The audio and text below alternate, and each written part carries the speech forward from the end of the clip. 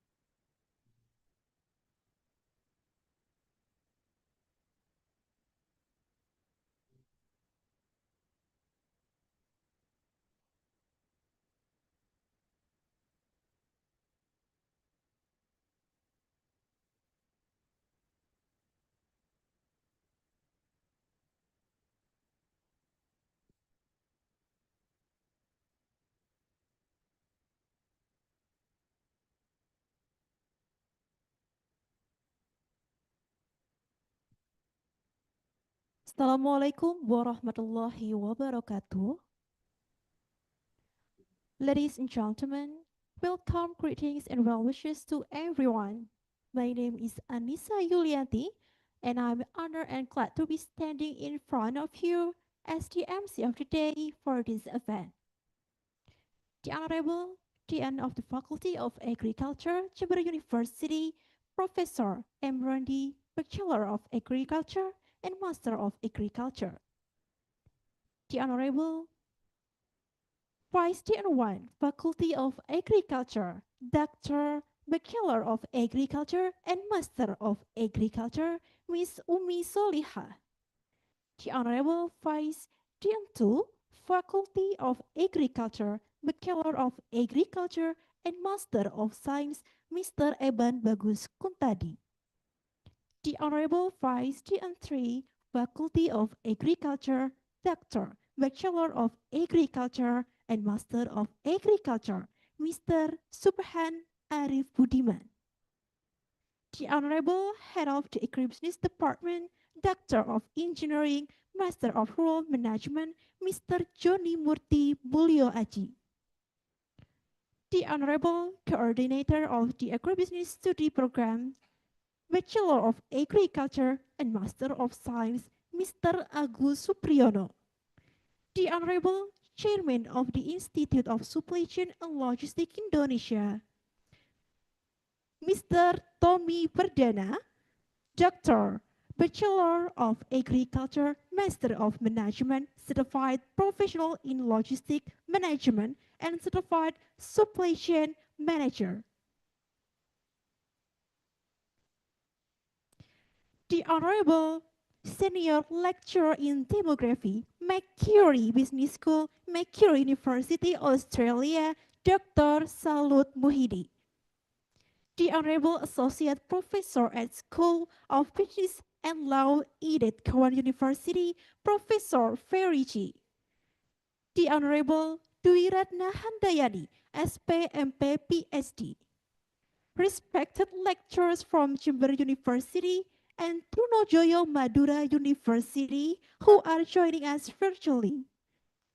Warm greetings to Jember University students attending in person as well as Trunojoyo Madura University students joining us virtually. First, let us express our gratitude to Almighty God for placing us with the opportunity to gather here today. To strengthen academic quality and global collaboration, institutions around the world have been actively fostering programs that bring international experts to share their knowledge and experience. Today, we are honored to host an international guest lecture on managing international business relationship and global supply chain, Thursday, the 17th July, 2025.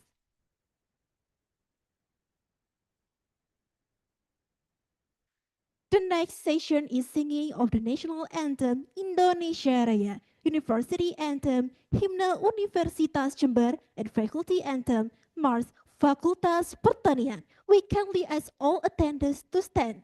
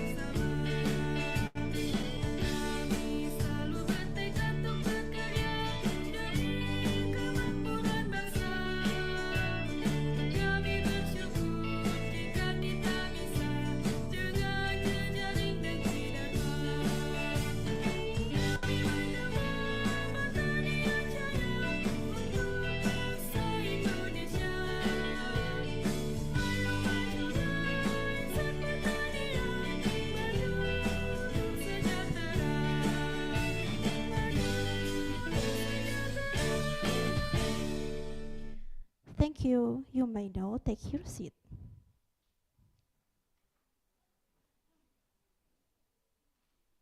Ladies and gentlemen, moving on, the next segment is opening speech. The first speech will be delivered by Head of the Agribusiness Department to Mr. Johnny. The floor is yours.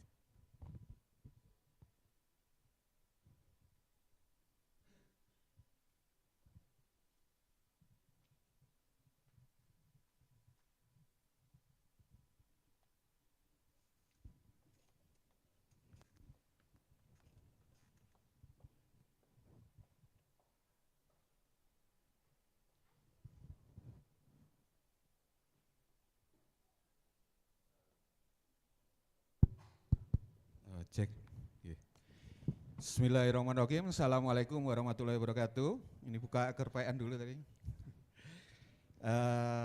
Alhamdulillah wa syukurillah wa la quwwata wa la quwwata illa billah rabbi sholli sodri wa sirli amri wa lul uqdatam min lisani yafqahu qawli.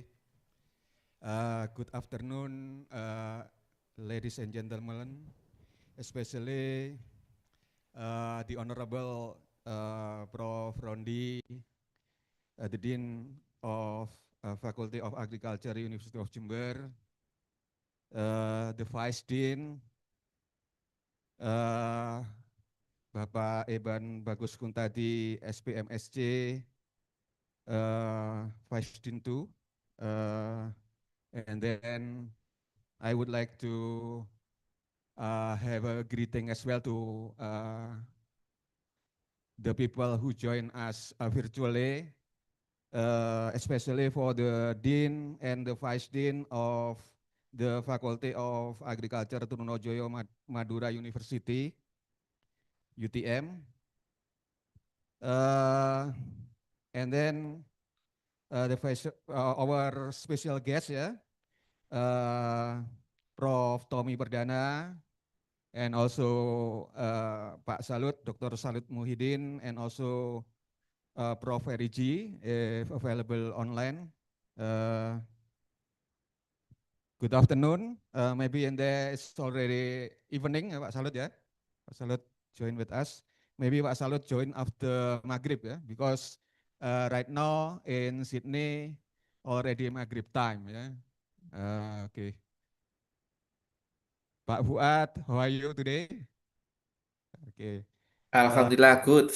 Good ya, Alhamdulillah.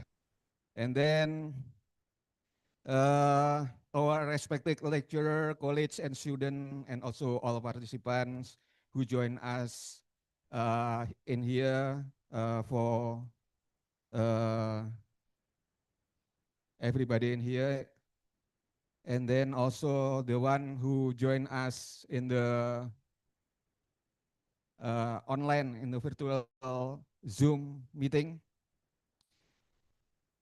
It's a great honor for me to deliver this short report on behalf of the Committee of the International Guest Lecture Series, collaborative event between Master of Agribusiness Study Program, Faculty of Agriculture, University of Jember, and the Faculty of Agriculture, University of Trunojoyo Madura.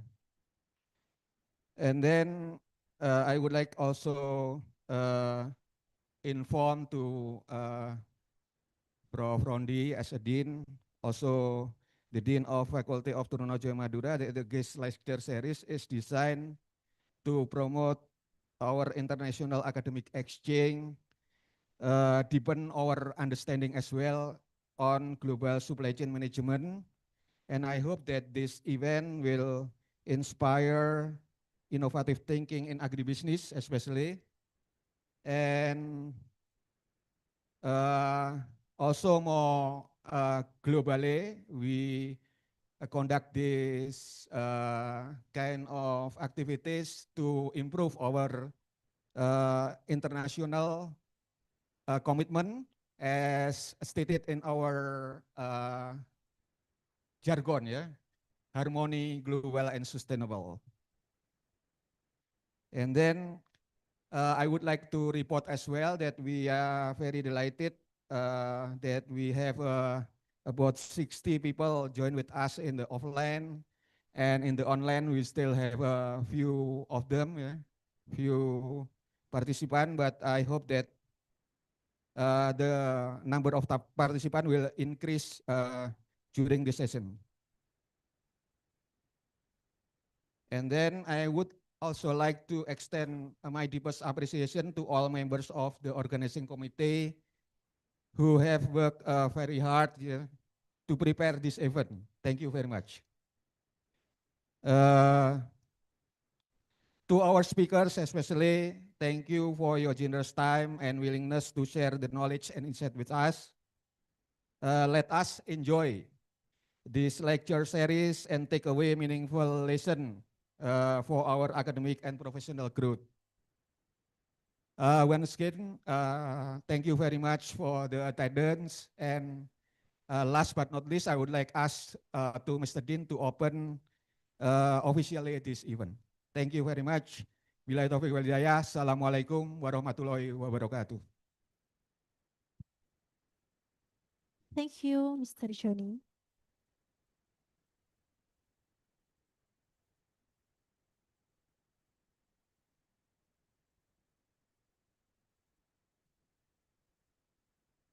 The final speech, we would like to invite Dean of the Faculty of Agriculture to deliver an opening remark. We kindly invite Professor Embrandi SP MP PhD. To Prof. Randi, the floor is yours.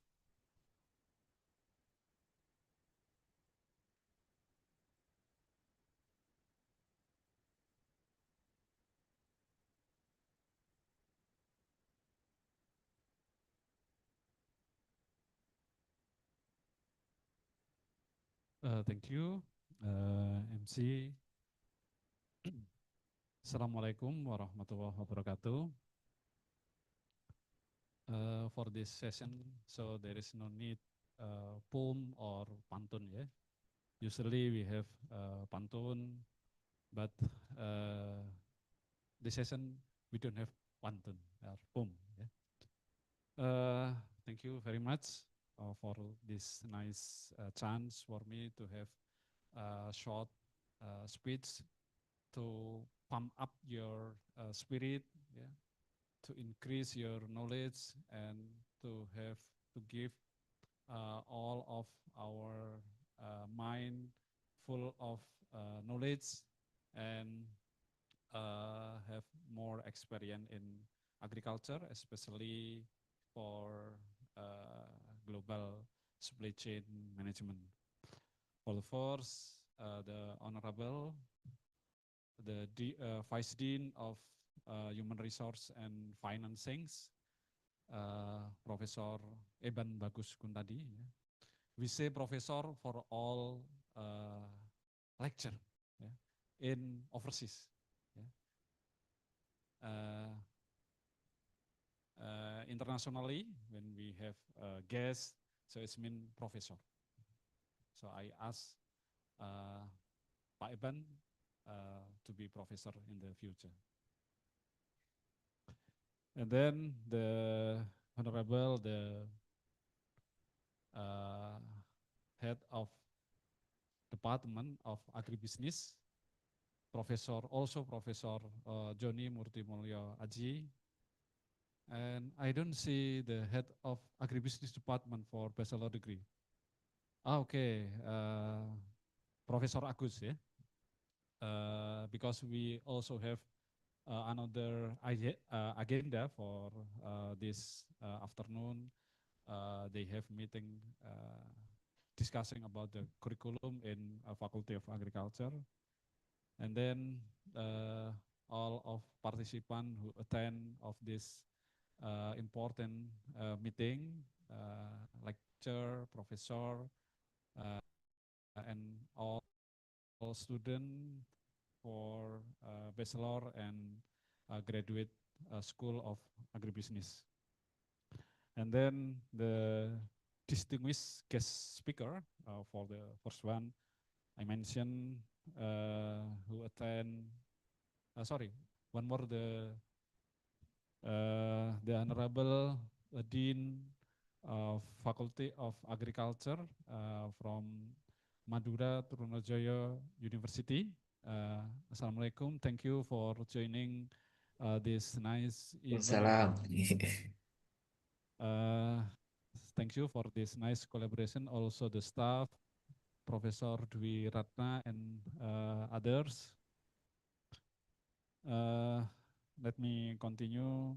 Distinguished guest speaker, Professor Tommy Perdana, who come on site for this afternoon from Pajajaran University. Thank you for coming, for visiting Faculty of Agriculture. And then also Professor Ferry Jin from Edith Cowan University. Sorry for mistake to mention it. And then also Professor Dr. Salut Muhyiddin, who joined online from Macquarie University. It's difficult for me to pronounce it, yeah, because I haven't visited Australia, so it's difficult, yeah. Also the spelling and pronunciation in Australian English is difficult, yeah.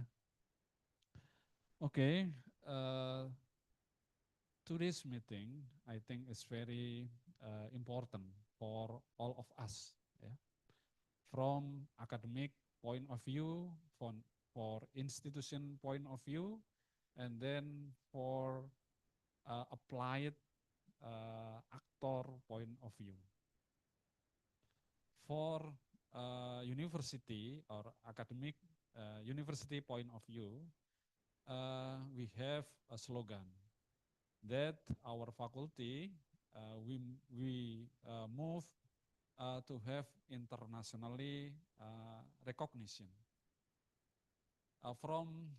We have 11 departments in this faculty, and 3 of them already internationally accredited. So big applause for us. And one of them, Department of Agribusiness, Department of Agro Technology, and the last one is just a few days ago, it's announced Department for Plant Protection. This is the way we want to this Faculty of Agriculture is becoming internationally. Then what is the important when this department, this faculty internationally? So we want to provide all of you to have international atmosphere in this faculty. We invite international speaker, we invite international student to come here. And also, we push the student to come abroad. In this semester, already 7 students, we send it to Thailand to have the international atmosphere. And after they return back to this faculty, we want them to speak to all of you what the experience they get in Thailand, and so on. This is from institution point of view. Then the second one is from academic point of view. This event is very important for all of you, especially for students in the end of their study.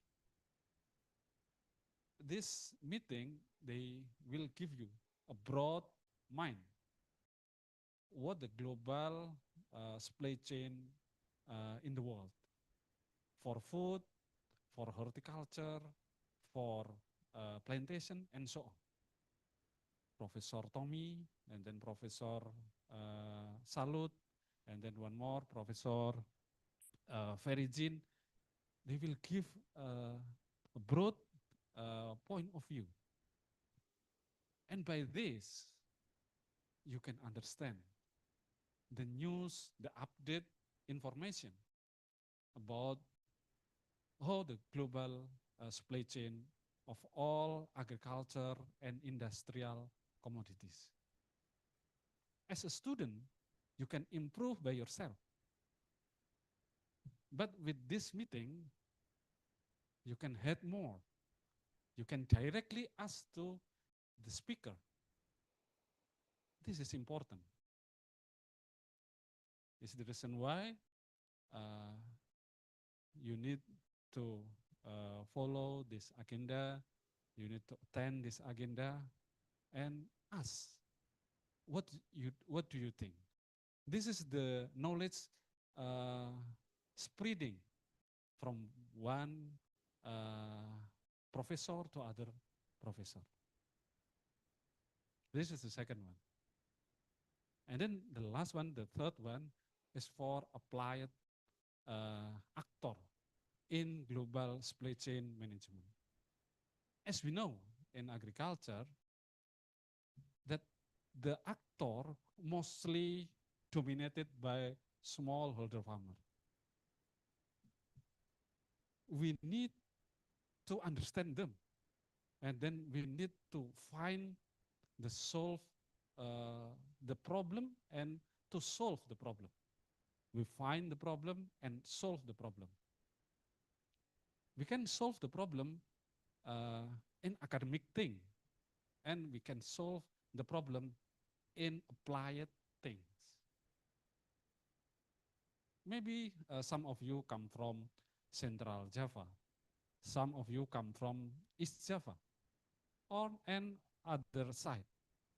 They have a different smallholder farmer condition.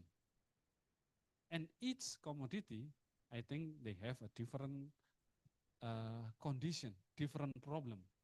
And for us, as academician, we need to find the problem and we suggest the solution. Professor Tommy, Professor Salut, and Professor Ferry, sorry, it's difficult for me to imagine because it's like a gene, yeah, it's difficult for me. We need to solve it. Of course, there is theoretically, but from applied point of view, maybe different condition. I think this for speech for me, and we hope that you enjoy this meeting. Yeah, so don't go anywhere until finish. Yes, you agree? Yeah, of course, you have to agree because you are all of as our student. If you not agree, so I will send you to somewhere.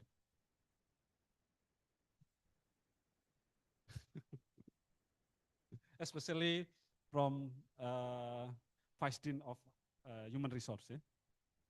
I think that's all for this speech. Thank you one more again, and forgive me for all our mistake, because the committee asked me to open, is it? Yeah, to open this meeting. So by mentioning Bismillahirrahmanirrahim, this meeting, this agenda international guest lecture series concerning on global supply chain management officially open.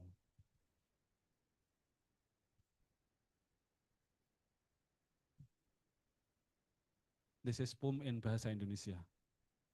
Bersama Mas Fian ke Bungurasih. Cukup sekian, terima kasih. Assalamualaikum warahmatullahi wabarakatuh. Warahmatullahi wabarakatuh. Thank you, Mr. Randi.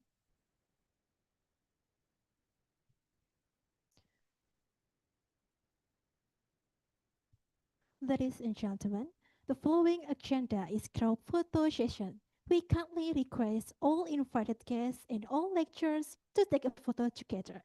Excuse me, maybe two guests and all lecturers can stand here. It will be take two sessions. The first is to offline participant and the second to online participant. The first is maybe to offline, we face the banner, so behind us is all of them. Okay, uh, please standing here.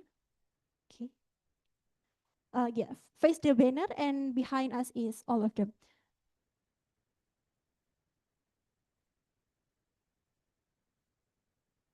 Pakai yang ini aja biar.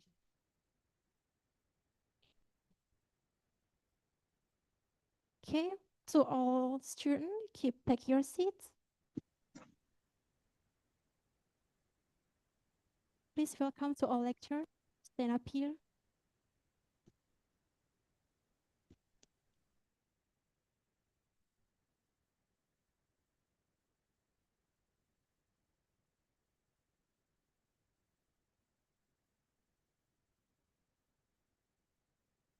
Yes. Okay, get ready. Formal photo sessions. 1, 2. Okay. The second, tangan mengepal. Okay. Spirit. 1, 2, Jogja.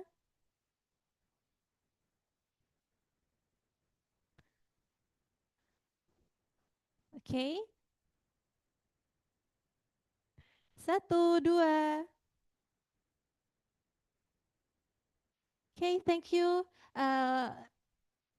Sorry, sir, madam. The second to online participant, we can face the offline participant and the banner is online participant. Sorry.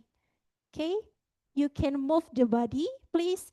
For all students, keep your seats. Okay.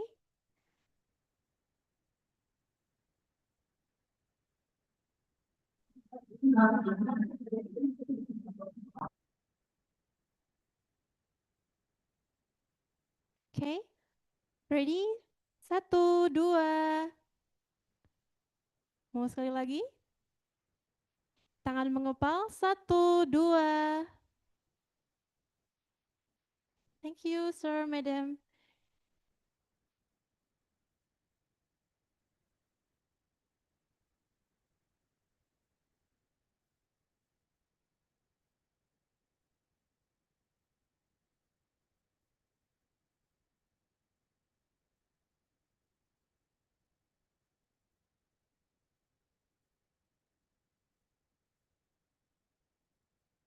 Ladies and gentlemen, we have now arrived at the main session, a speech by our speakers. For this session, I will turn it over to our moderator today, Miss Medina Purnamasari, SPMP MBA PhD. But before handing over the session to her, allow me to briefly read her professional profile. Please. Okay, we know that Miss Medina Purnamasari, SPMP MBA PhD, as a lecturer of the Economics Department and also coordinator of Sharia Economic and Tourism Research Indonesia. And the next slide, we know that about education background, holds degree bachelor from Brawijaya University, and also her completed MBA and PhD in Taiwan. The next slide is we know that work experiences. Miss Medina as lecturer, business development intern, staff retail, and also web promotion for tourism. And the last, we know that she has a lot of intellectual contribution.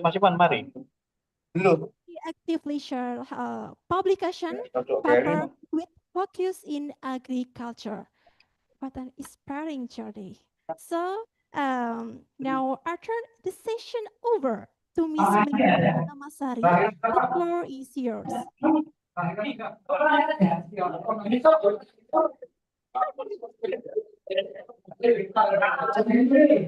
Assalamualaikum warahmatullahi wabarakatuh. Meskipun selesai ya Kak Iso mulai ya Pak. Good afternoon, everyone. Let me welcome to the international guest lecture today. In today's event, we have very inspiring two speakers. But before we starting our guest lecture, actually, professors, I'm sorry, I prepared some item in English, so let me read that one first, okay? Something rhyme for me that for the first one, after you sign, please take your seat to learn new thing and see new sight. Grab your notes, don't miss the beat. This international class will be a treat. Thank you very much. Okay. Okay, now let me acknowledge our special guest here today, the Honorable Professor M. Rondi, SPMP, PhD, our Dean of the Faculty Agriculture, the Honorable Vice Dean, Professor Eban Bagus Kuntadi, SPMSC, and then also the head of the Master Agribusiness Study Program, Professor Dr. Insinyur Johnny Multimulyo Aci Emror M. And we do have some professors in the Zoom, right? And then the first professor is the Honorable Dean of the Faculty of Agriculture, Trunojoyo University, Professor Dr. Muhammad Fuad Fauzul Muktamar, STP MSc. Good afternoon, Professor. And the second one, the Good Vice afternoon. Dean of the Trunojoyo University, Dr. Eli Fauzia, SPMP. And the third one, the senior lecturer from Trunojoyo University, Dr. Dwi Retno Hidayati, SPMP. Okay, it was like a really happy afternoon for us. I hope you guys not sleepy, right? How many of you coming from the undergraduate program here for the agribusiness? Anyone from undergraduate program? S1, program S1 berapa orang? Okay, we have 1, 2, 3, 4. Okay, 100. Okay, 100 people, right? Adding some people. And how about the graduate? Yeah, the master program. How many of you from the master program? Master program. Oh, we have so many master program here. Absolutely excellent. Thank you for coming today to join in our meeting. And also, oh yeah, I forgot our beloved senior professors, lecturers from the agribusiness. Thank you so much for coming to this meeting today. Okay, without further ado, let me invite our special speakers. For the first speakers, it will be delivered from Professor Dr. Tommy Perdana, SPMP, CPLM, CSCM. To Professor Tommy, please come forward with us. Okay, give applause to our professor here. Okay. Before we let him start his speak, would like to show you the very excellent CV of our professor today. Okay, Professor Dr. Tommy Perdana is a full professor in Department of Agriculture, Social Economic, University of Pajajaran. And then he finished his bachelor degree from Agriculture, Social Economic, University Pajajaran, and he got her master in Master of Science in Agribusiness Management, IPB University, and also his PhD in Agro-Industrial Technology, IPB University. And she has very excellent certificate. For the first time, he is a certified professional for logistic management, CPLM, in 2022. The second one, he also a certified supply chain manager, CSCM, for 2022. The last one, he got his ISCEA from USA. Oh, that was very excellent one. And then the next one.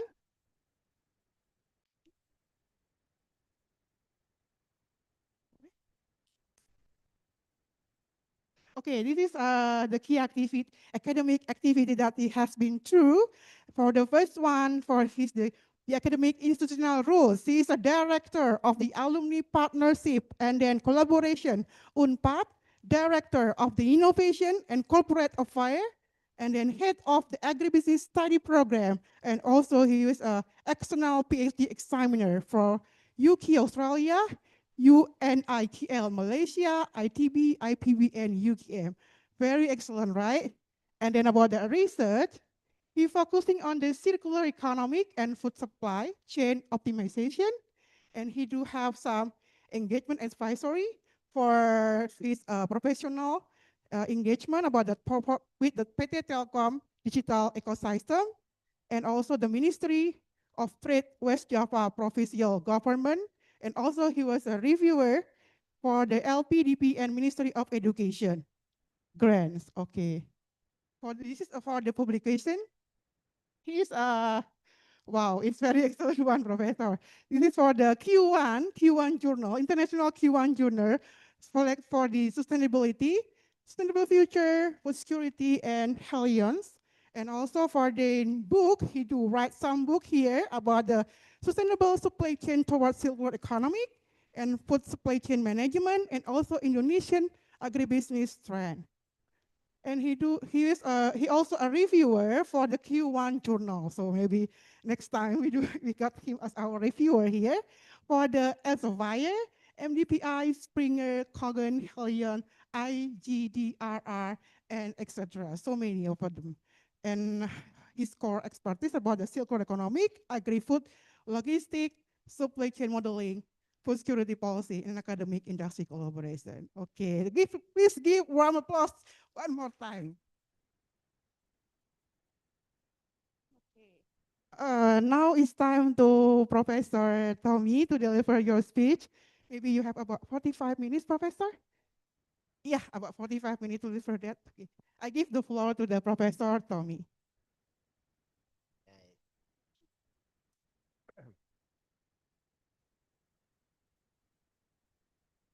Good morning.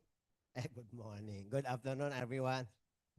Okay, Honorable Dean of Faculty of Agriculture, Universitas Jember, Professor Rondi, Vice Dean Faculty of Agriculture, and so my close friend since 2002. Yeah, since 2002, we have one network. We call it Policy Analysis Metric, PEM. PEM network with Professor Johnny. Okay, and also Honorable Dean of Faculty of Agriculture from Madura, Trunojoyo Madura University, and our college lecture in both of institution, and of course all of participants in this event.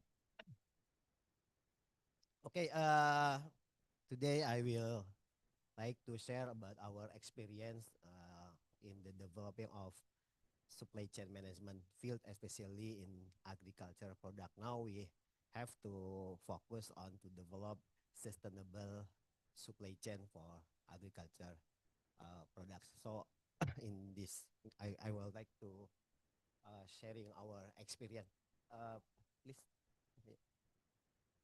Okay, in this lecturing, I divide into six part of the lecture. First, from the introduction to agriculture supply chains until to the collaboration and policy support.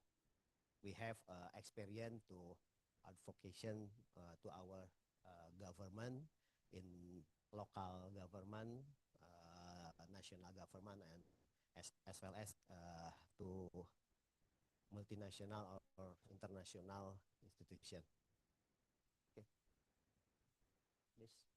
Okay, as we know, I think many of agriculture scholars know about the situation. Today, most of agriculture supply chain is dominated by small farmers, like mentioned by Professor Rondi before, and dominated by local trader or intermediary actors.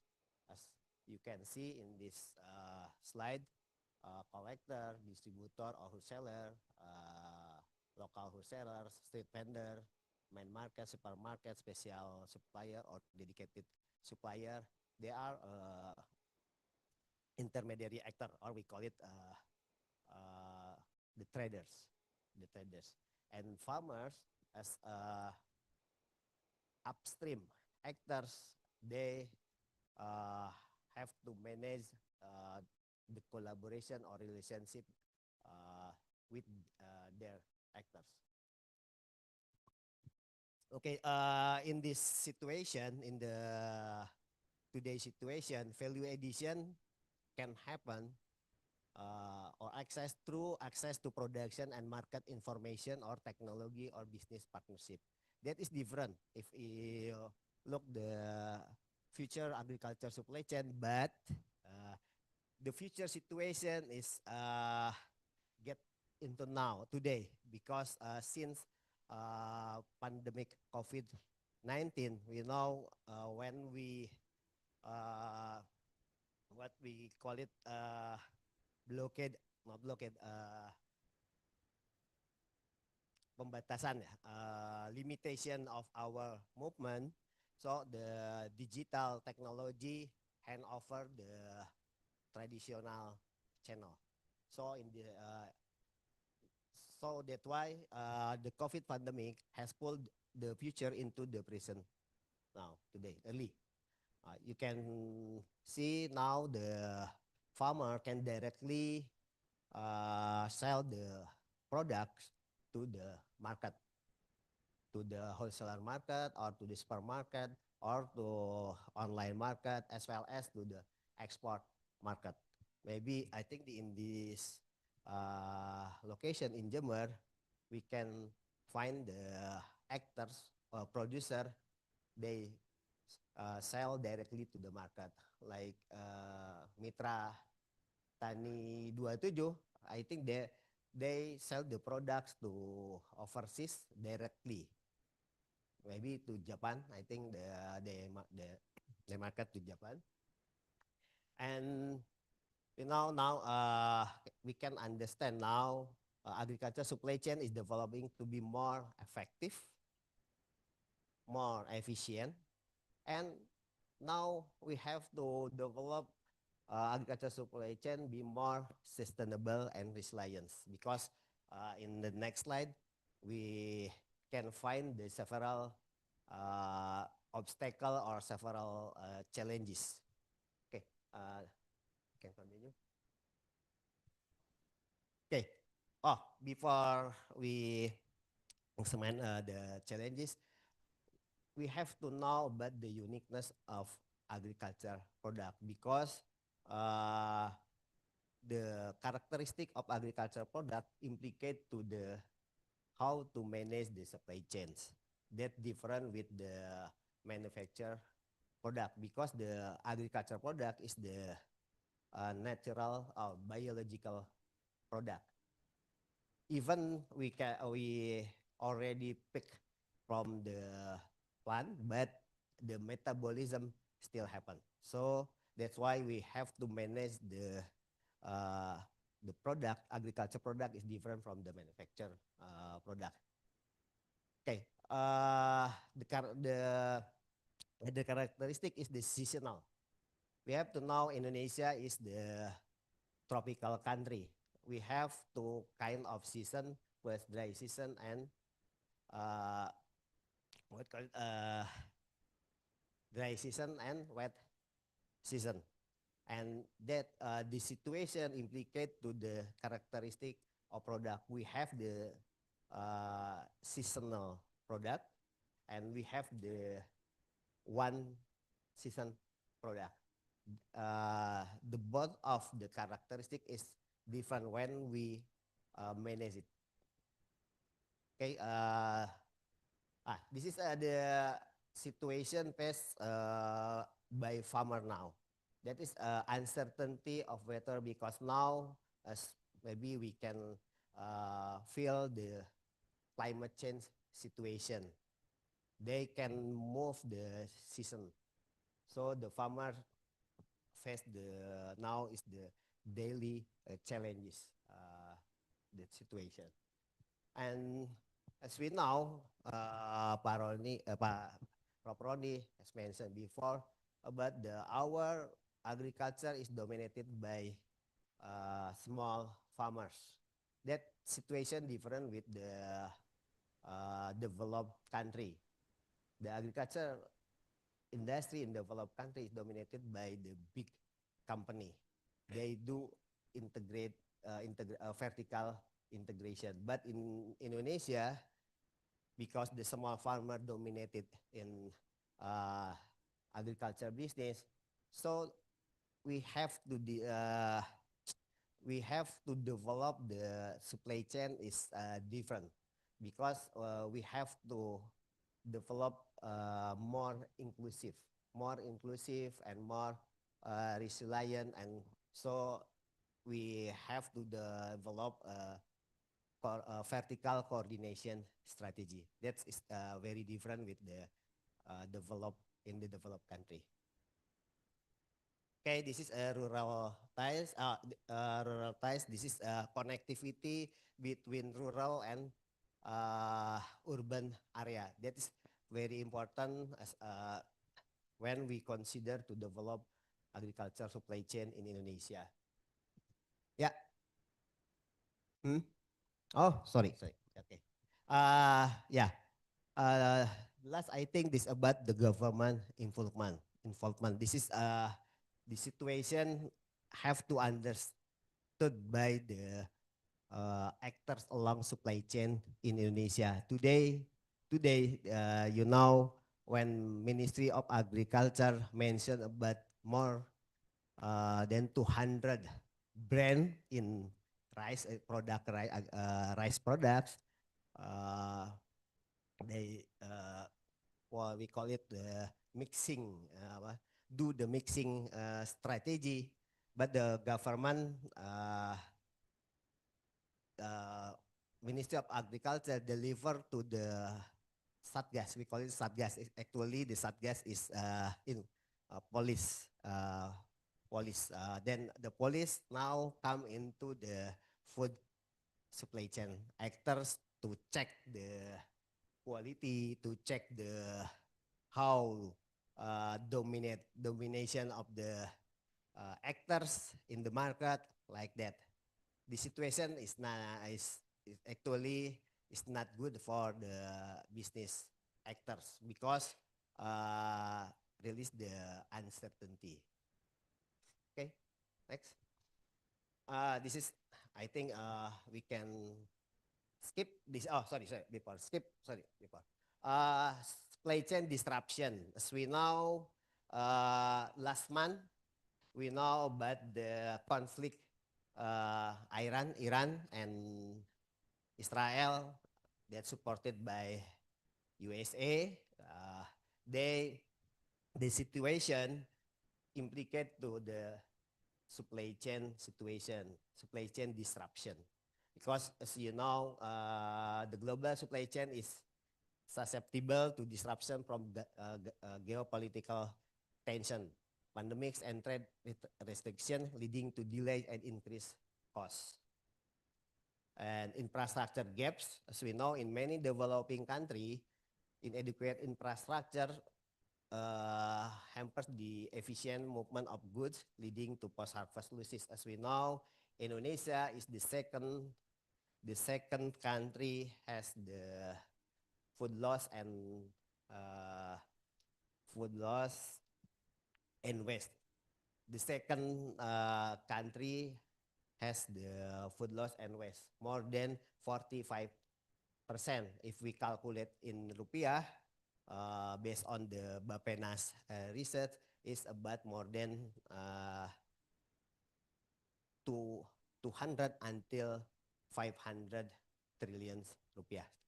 The situation is not good for our agriculture industry, especially for farmers, because farmers lost the opportunity to get the profit from their business, like that. Supply chain disruption connect to the market volatile. As you know, every day we can see in the newspaper about the food price fluctuation, how the government try to reduce the price fluctuation. They collaborate with the local government and national government we call it the tim pengendalian inflasi, from the region until to the national level. Okay, please. Okay, this is challenges, I think, but food security and nutrition, our government want to uh, achieve the golden situation in 2045, I think, but they release about the who is the main actors will uh, will lead the development in the 2045. So our government see about the most of actors in 2045 is come poverty from the poverty society in Indonesia. As we know, they face the obstacle in nutrition. We call it stunting. You know, stunting. Yes. In the stunting can lead to the several the several sickness in the future. So that's why our government deliver the new program. We call it program makanan bergizi gratis. Actually, the program is how to develop the next generation to fulfill the balanced nutrition. Okay. Okay. In challenges, the big challenges is consumer preference because now shift in demand, especially now our society in Indonesia or in the global move to healthy products. That is the not organic product but the healthy products. So that's why now our farmer have to consider to develop the food safety system, to make sure the product is in the good quality from the field until to the customer, like that. Okay, the next is access to finance. When we try to develop the resilient, efficient, sustainable supply chain, as well as inclusive supply chain, we need the good infrastructure, like the cold chain infrastructure.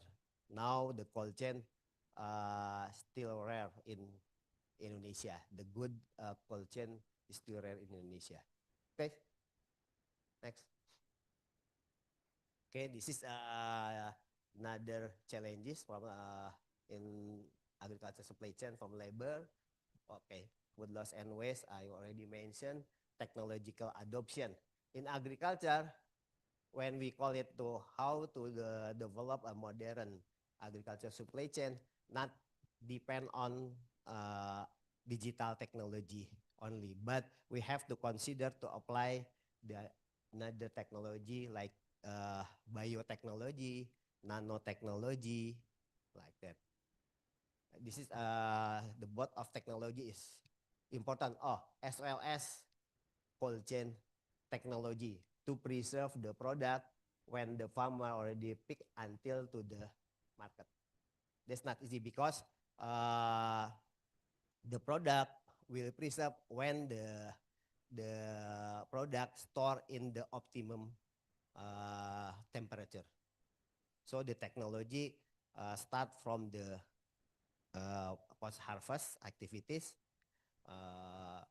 warehouse in the rural area, distribution vehicle like the river container, and until the cold chain infrastructure in retail market. Yeah. Okay, because more than 70% our farmer is Indonesia is dominated by small farmers, so the inclusivity in agriculture supply chain is very important. And in the next slide, I will show to you about how about our research finding about the inclusive supply chain model. Okay, next. This is about the principle of sustainable agriculture supply chain. From my perspective, we have considered four component of sustainability. First, the environment, or sometimes we call it a planet. And the second one is about the social, and the third is economics. Every business activities have to get the profit. That's one goals of economics. And the fourth component is the governance. Governance is very important, especially when we involving the small farmers in our supply chain. Okay, next.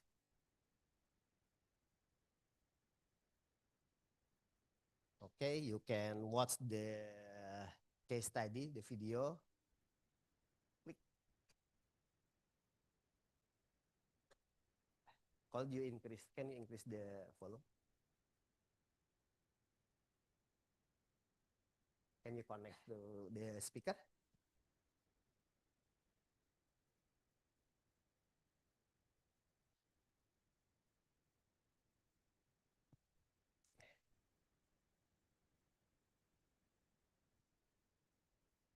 You have clicked the share zone in Zoom.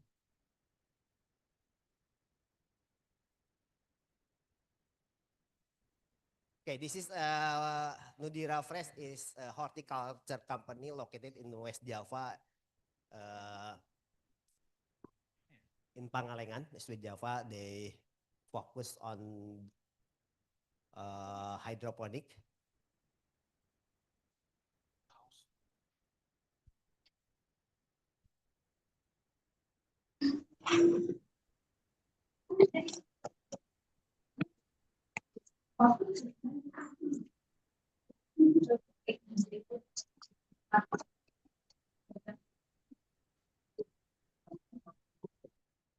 Alam Pangalengan, Kabupaten Bandung, di ketinggian 1.500 meter di atas permukaan laut. Greenhouse Nudira Fresh berdiri di atas lahan seluas 12.000 meter persegi, memanfaatkan teknologi hidroponik yang dikombinasikan dengan teknologi 4.0.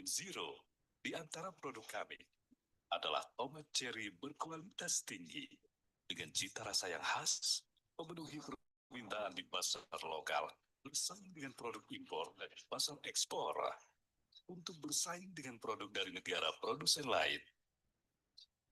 Teknologi yang kami kembangkan juga mampu meningkatkan produksi hingga berkali lipat dibandingkan penanaman konvensional di lahan terbuka. Teknologi kami dapat melakukan penanaman sepanjang tahun tanpa bergantung pada musim. Jarak tanam dapat dibuat lebih padat. Selain itu, usia panen tanaman juga dapat dibuat berproduksi lebih lama.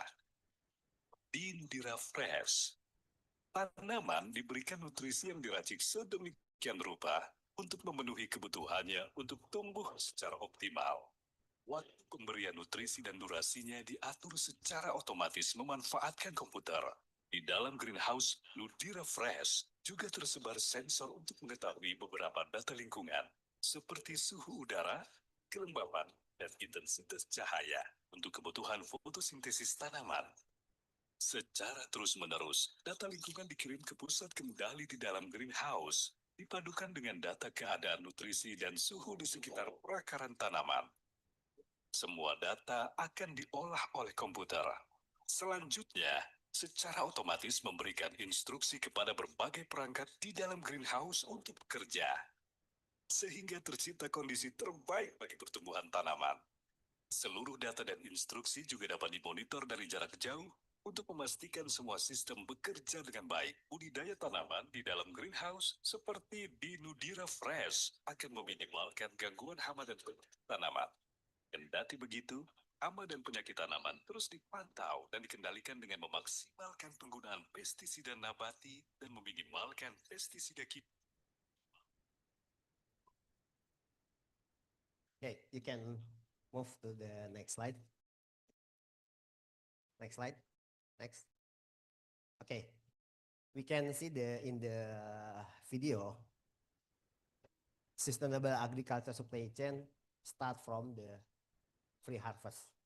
And you see in the Nudira farm, they applied the Internet of Things, IoT, because they monitor temperature and humidity in the greenhouse. They implement NFT. NFT is nutrient film technique. So that's why I mentioned before about in agriculture business, digital technology is not a core business, but as an enabler to be more efficient, more effective, more sustainable, not the core business.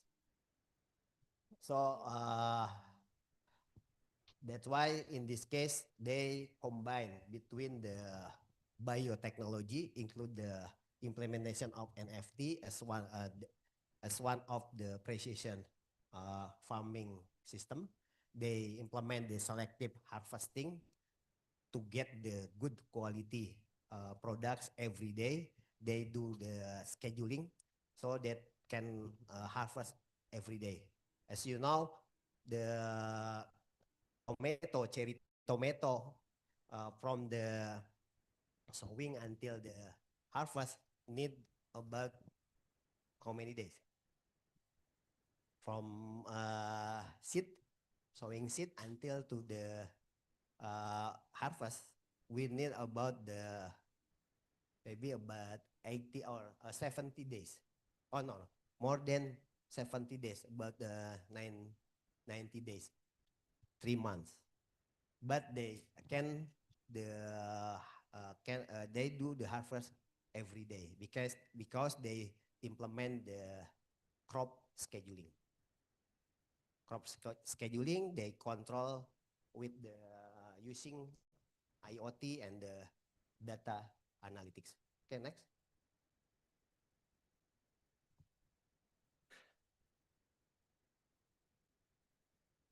Okay, this is skip. You can skip. Sorry. Emang apa bedanya sama yang This video. Sorry. The second case study is about the meat industry, but the Segari, the company is Segari. They focus on the meat industry, but they have to focus on the post-harvest activities, not from the feedlot industry. They implement the cold chain system. This is the temperature control supply chains to preserve quality, safety, and shelf life of the meat. They business, real-time monitoring, real-time temperature monitoring, automated inventory management, and as well as a traceability and transparency system. And they implement data analytic or business analytic, include the predictive analytic and demand forecasting, and they get the feedback and data integration from customer. Okay, next. Okay, now we will discuss about the digital ecosystem, because in this supply chain now we need to expand or to expand the supply chain to the digital ecosystem. The digital ecosystem in agriculture refers to interconnected network of digital technologies, platform, and tools that work together to enhance the efficiency, productivity, and sustainability of agriculture product. This is the component: digital platform, IoT, big data analytics, blockchain technology, until to digital financial services. That the ecosystem. Okay, you can next. This is the case study of digital ecosystem. We're dedicated to sourcing and delivering the highest quality, freshest grocery. We've been on this mission since 2002. Hotel Riva, pasar murah itu. Seneng anu RT nenggone DE ya. DE itu. Senam. Heeh. Senam parah, dia kan aktif senam. Iya, sing laiden-laiden itu ya. Ibu gara-gara We source locally as much as we can and from around the world when it matters most. Iya, cerita, Mo. Yield to your door in the fewest steps possible. Just a quick stop at our home in the Bronx. That way, everything arrives to you as fresh as possible. So, what makes Fresh Direct different from other grocers? Our state-of-the-art facility that keeps food in optimal condition. 38 temperature zones customized to each item. Size of 11 football field, with 9 miles of conveyor belt. 100,000 plus orders delivered every week. 100 plus fresh products tasted and rated daily by our experts. Look for the key quality symbol to see what they recommend. So yeah, you're passionate about food. So much more. Being from New York also means that we care for New York. We employ more than 1,000 local residents and have donated over 1,600 tons of goods to City Harvest and Life of Home, which, if you're doing the math, exceeds 2.6 million meals donated. Because part of what makes our lives better is knowing we've done everything to make your life better. We're dedicated to making it easy to check grocery shopping off your list, to getting it done around your busy schedule. And we go above and beyond to bring you what's You can delicious and valuable move to next slide. at Fresh Direct. Okay, if you watch the Fresh Direct video, we can learn how the Fresh Direct develop a digital ecosystem. They have first from farmer, they get the products from around the world actually. For many item, the products they come from the farmers, fishermen, and producer. Warehouse. This is the advantage of Fresh Direct because they have the cold chain warehouse. They divide into more than 30 compartment with different temperature. Okay. Okay. Logistic, last mile logistic, and customer. In customer, they implement digital platform Getter to be analyzed and used for improvement and customer experiencing and push selling. Okay, next. Skip. Skip. Okay, now we move to the circular economy. Circular economy now one of the most popular strategy to develop sustainable supply chain. Because we can integrate the production and consumption that aim to minimize waste and make the most efficient use resourcing by keeping them in circulation, in one's circulation for as long as possible. And maybe we can jump into the case study. Okay.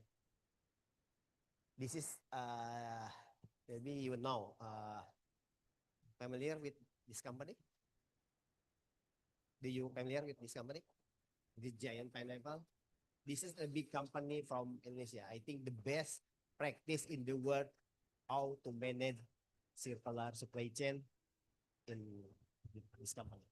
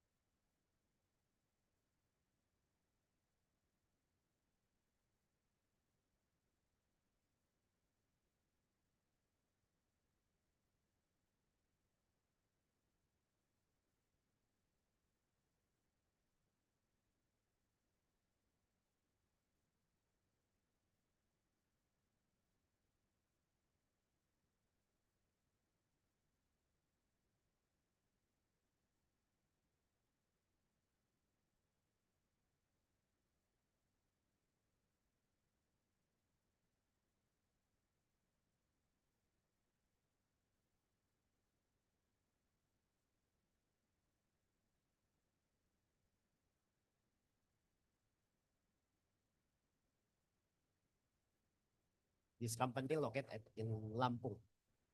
Maybe if you have time, and of course with money, you can go to the Lampung to learn how to circular economy implementation in this company. I think this we can good learning from this. Okay, okay, next. Okay, this is the big picture of the how the circular economy implemented by Great Giant Food. Okay, next. This is the application of technology, the e-grower, ERP, Harvest Chemical. Okay, next. This is our article when we develop this supply chain circular governance. Actually, we inspire from the Great Giant Pineapple, but Great Giant Pineapple is the vertical integration. This is the vertical coordination. Different type of the supply chain. First, vertical supply chain. Then this article examine about the horizontal supply chain. Next. This is the model. We integrate the horticulture industry that involving small farmers with the dairy industry. In the case come from the Lembang West Bandung. Okay. Next. Okay, next. We propose from the article about the territorial based food supply chain. The component are inclusivity, multi-stakeholder partnership, circular economy, and participatory system. Next. Okay, this is collaboration and policy support. Yes, all the research finding from our team, we advocate to this institution like FAO, World Food Program, IPAD, World Bank Group. Next, because they concern, and this is one of our activity to develop commercial supply chain in pandemic situation. Okay, next. Next. Okay, this is one of our article about the understanding how governance arrangement is that very important to develop sustainable supply chain, especially to mitigating climate change. This is we do a system thinking approach to develop this strategy. Okay, I think enough. Thank you, Professor. Thank you very much to Professor Tommy Perdana. Please give warm applause to our professors today. Okay, that was really interesting topic. That actually I have several questions, Professor. It's really interesting. But hold on for the Q&A. We do it after our second speaker. Okay, so I do have to hold myself for asking some question about this one. And then how about our second professor here, Professor Dr. Saud Muhyiddin? Are you in with us now? Are you joining with us now, Professor? Yeah, I am. Yeah. Can you say something because the sound is not clear enough for us? Okay, can you hear me now? Okay, great. Yeah, excellent, Professor. I can hear you clearly. Thank Okay. you. Before Professor Dr. Saud Muhyiddin deliver his speech, I will show you his curriculum vitae. Here that our second professor is from the senior lecturer for Department of Management, Center for Workforce Future, Macquarie University, Australia. And then he finished his education in PhD in Demography, University of Groningen, I hope I'm not spelling wrong, Groningen, Netherlands in 2002. And then for the next one, for about his academic and project expertise, his academic position as senior lecturer now, and then he was a research fellow for the University of Queensland, postdoctoral researcher of the IISA Austria, and visiting position at Brown University, University de Montreal, University of Indonesia. And then for the project, he have several projects. This is some of his news project about the NCP program, and then also about the indigenous curriculum quality project in 2023. And he do have several international engagement. About he's a member of IUSSP, APA, PAA, and Academic of Management, and also NSY coordinator for the International Applied Research Network on Aging, IR, AR, AARNA. Sorry for spelling, it's kind of very difficult spell for me. Okay, the last one, before we start, about his skills and publication goals. His core competency about the applied demography, mitigation modeling, population projection, epidemiological data analysis. And he was also published in the several paper and in some of his newspaper about the indigenous entrepreneur in Australia. And also he do a research about the COVID-19 impact on maternal health and workforce resilience. And he has about more than 45 publication. Okay, that was really amazing, Professor.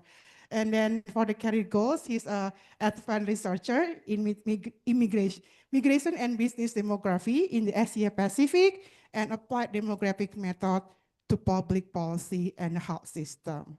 And about his topic today, he will deliver the special topic about strengthening international business relationship as a strategic response to tariff war. Please, Professor Dr. Salut Muhyiddin, I will give the floor to you. Okay, thank you very much. Okay. First of all, I would like to say thank you very much to Fakultas Pertanian Universitas Jember, in particular distinguished guest Professor Rondi as a Dean of Agriculture Faculty, and also Vice Dean Pak Eban Bagus Kustandi. Of course, my friend Dr. Johnny Murti Mulyo Aji, who some times ago he visited Macquarie for 2 months or 3 months, something like that. And also Professor Tommy, who just presented. Nice to know you, Professor Tommy, as the chair for Institute Supply Chains and Logistics Indonesia. And of course, all the guests and also students, in particular the Dean and Lecturer from Agriculture Faculty Madura Trunojo University for Bapak Dr. Muhammad Fuad Fauzul Muktamar. So yeah, I'm really glad that I can make this one. I wish that I could visit Jember because I was only once, right, Pak Joni? So maybe next one. So if you can start my presentation, next one. So I did read that one. So basically what I'm trying to do is when Pak Joni kind of like contact me, I was really interested in following the news about the tariff war with the from USA as well as Australia, Indonesia, and so on. But then the topic was talking about business relationship, which is I'm part of the lecture in international business here at Macquarie University, Macquarie Business School, and also part of the global MBA. So next one, if we can do that. So what I want to present today is in these 4 topics, like I'm going to bring to you, I know that everyone knows familiar about supply chains, but I may also want to put a little bit against the background why I'm interested in this one, and then talking about what is about a tariff war and that impacts on global supply chains, and then specifically looking at the strengthening business relationship with the case study of Indonesia. And after that, of course, we will have question and answer. Do I have like 30 minutes or 40 minutes, Bu Moderator?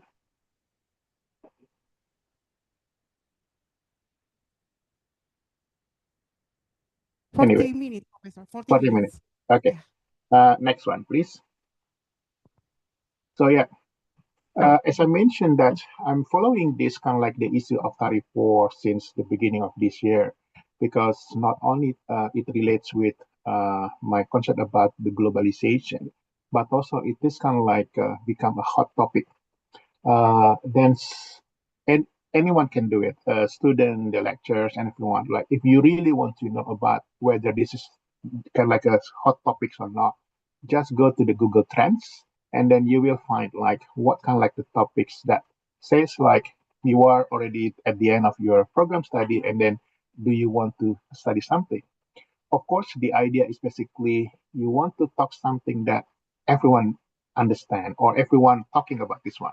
So tariff war is basically, I was thinking like this is quite hot topic one. So it could become like very relevant to be discussed during this session. So when I search that one, it's basically, it's kind of like very picking in terms of, in particular, like late January and then later on April, February, and then also April in particular.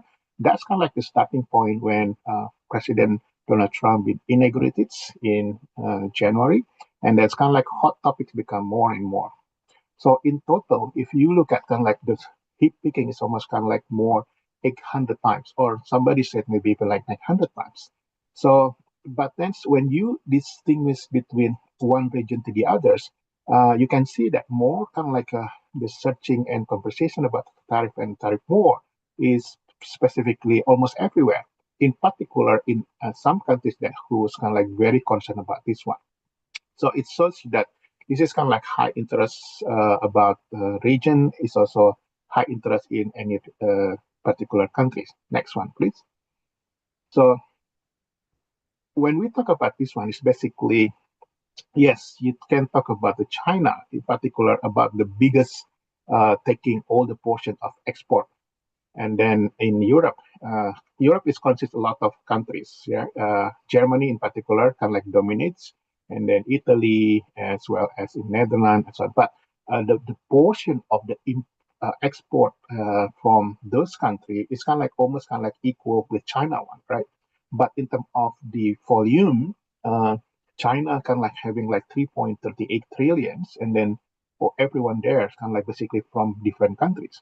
And then what about Indonesia? So Indonesia seems like not being kind of like significant there. But if you combine with everyone, kind of like maybe one there. So this is basically just kind of like the biggest country who is doing that one. So Indonesia is still part of kind of like the Asian. If you put together Asian, it's kind of like almost like the same thing with China. And just recently, we do have 19% tariff for Indonesia from Donald Trump, and then they ask kind of like no tariff for USA. So the question is that how is going to happen with supply chain management, right?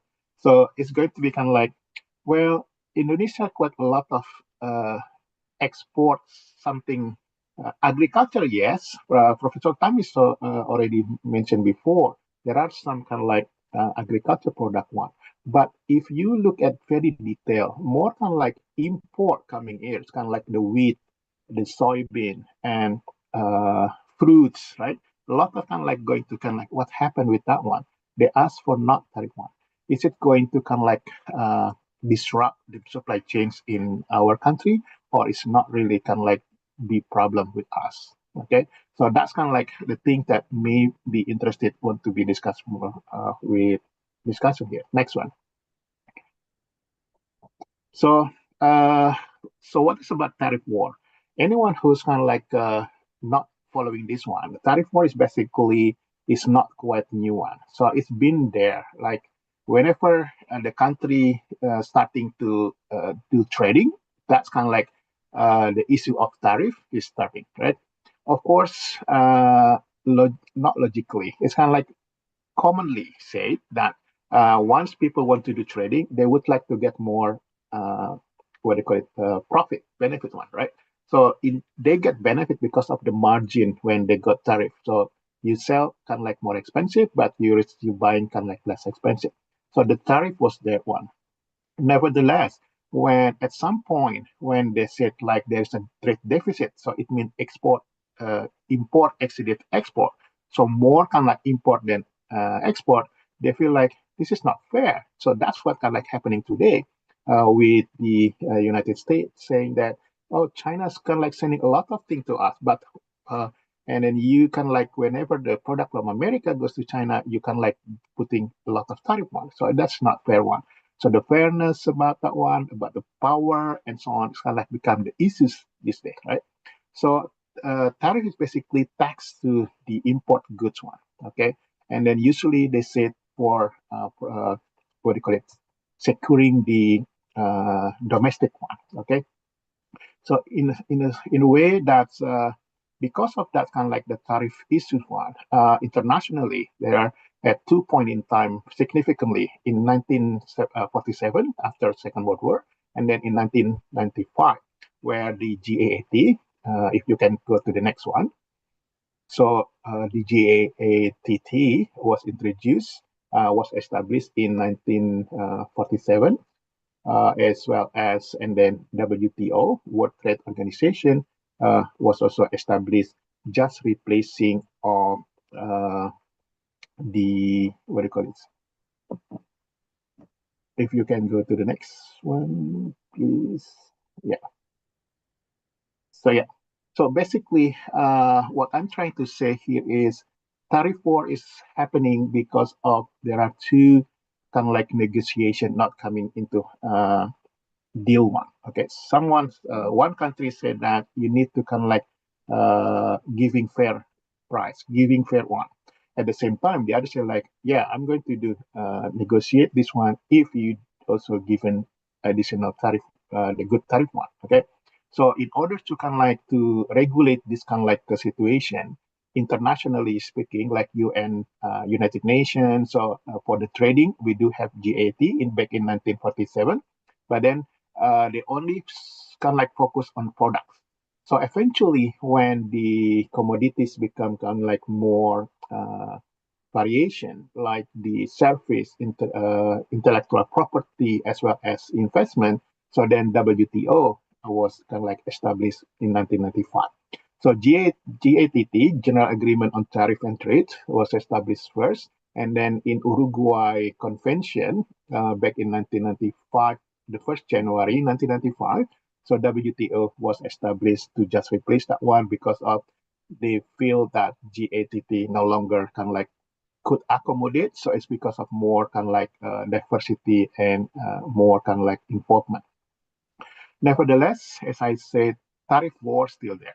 Despite whether GATT or WTO was established to kind of like control or kind of like trying to negotiate between many countries, today I think it's already 160 countries as a member of the WTO, but there's still some limitation that they couldn't do anything. Okay, so in a way, if you go to the next one, in conclusion for this, what I see from the history of the tariff war, next one, please. Yeah.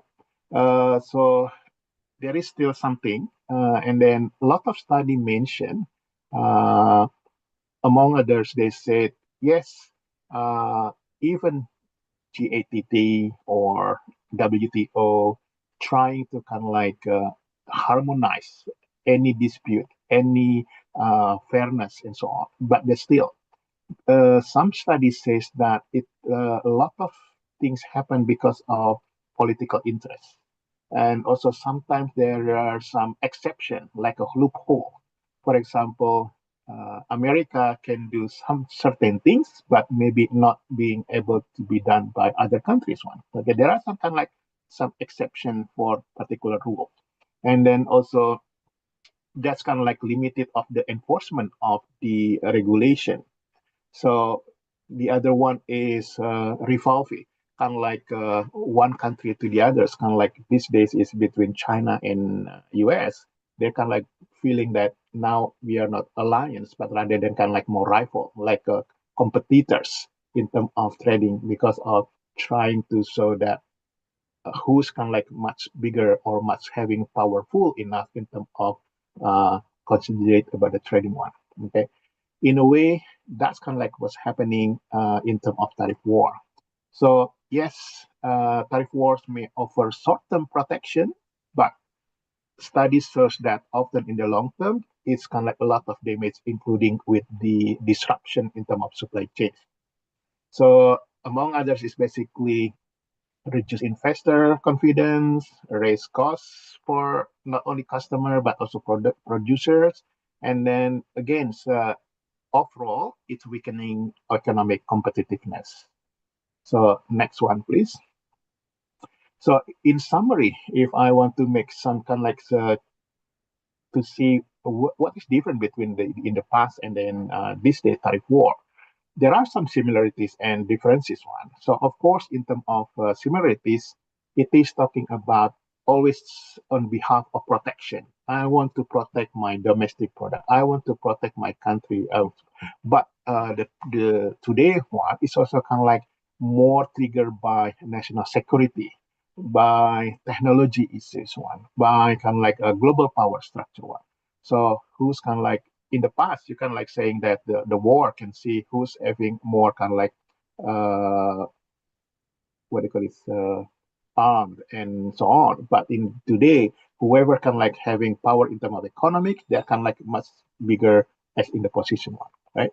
Retaliants, another ones, basically like if you done this, I'm going to do the same thing to your country. So kind of like revolve here, political motivation as well. And of course, there are some always economic risks. But the difference is one, in particular in terms of supply chains. In the past, the interdependency is not really quite evident.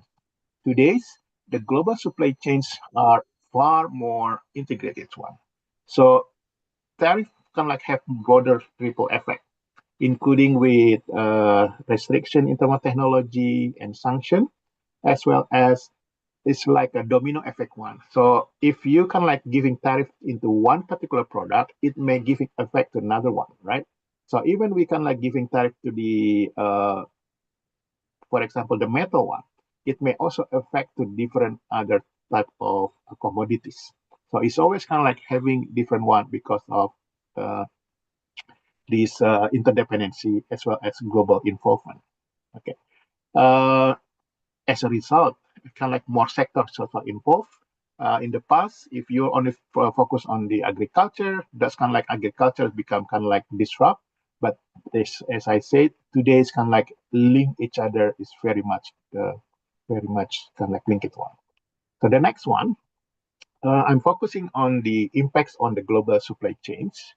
So now we focus on the impacts on global supply chain is basically what's kind of like effect of this tariff war into the supply chains, right? So for any companies or any firms searching globally, like a global supply chain one, tariff increase significantly affect importing costs for sure, and then affect production costs, and then also they need to adjust their supply-based chains one. Okay, the impact on global supply chains may include transportation delays or higher freight costs, and also shortage, which can then extend production timelines and also increase labor costs. So I actually already mentioned to the next slide, please, if you can do that. Okay, next one. One more time. Okay, so this is basically giving an idea that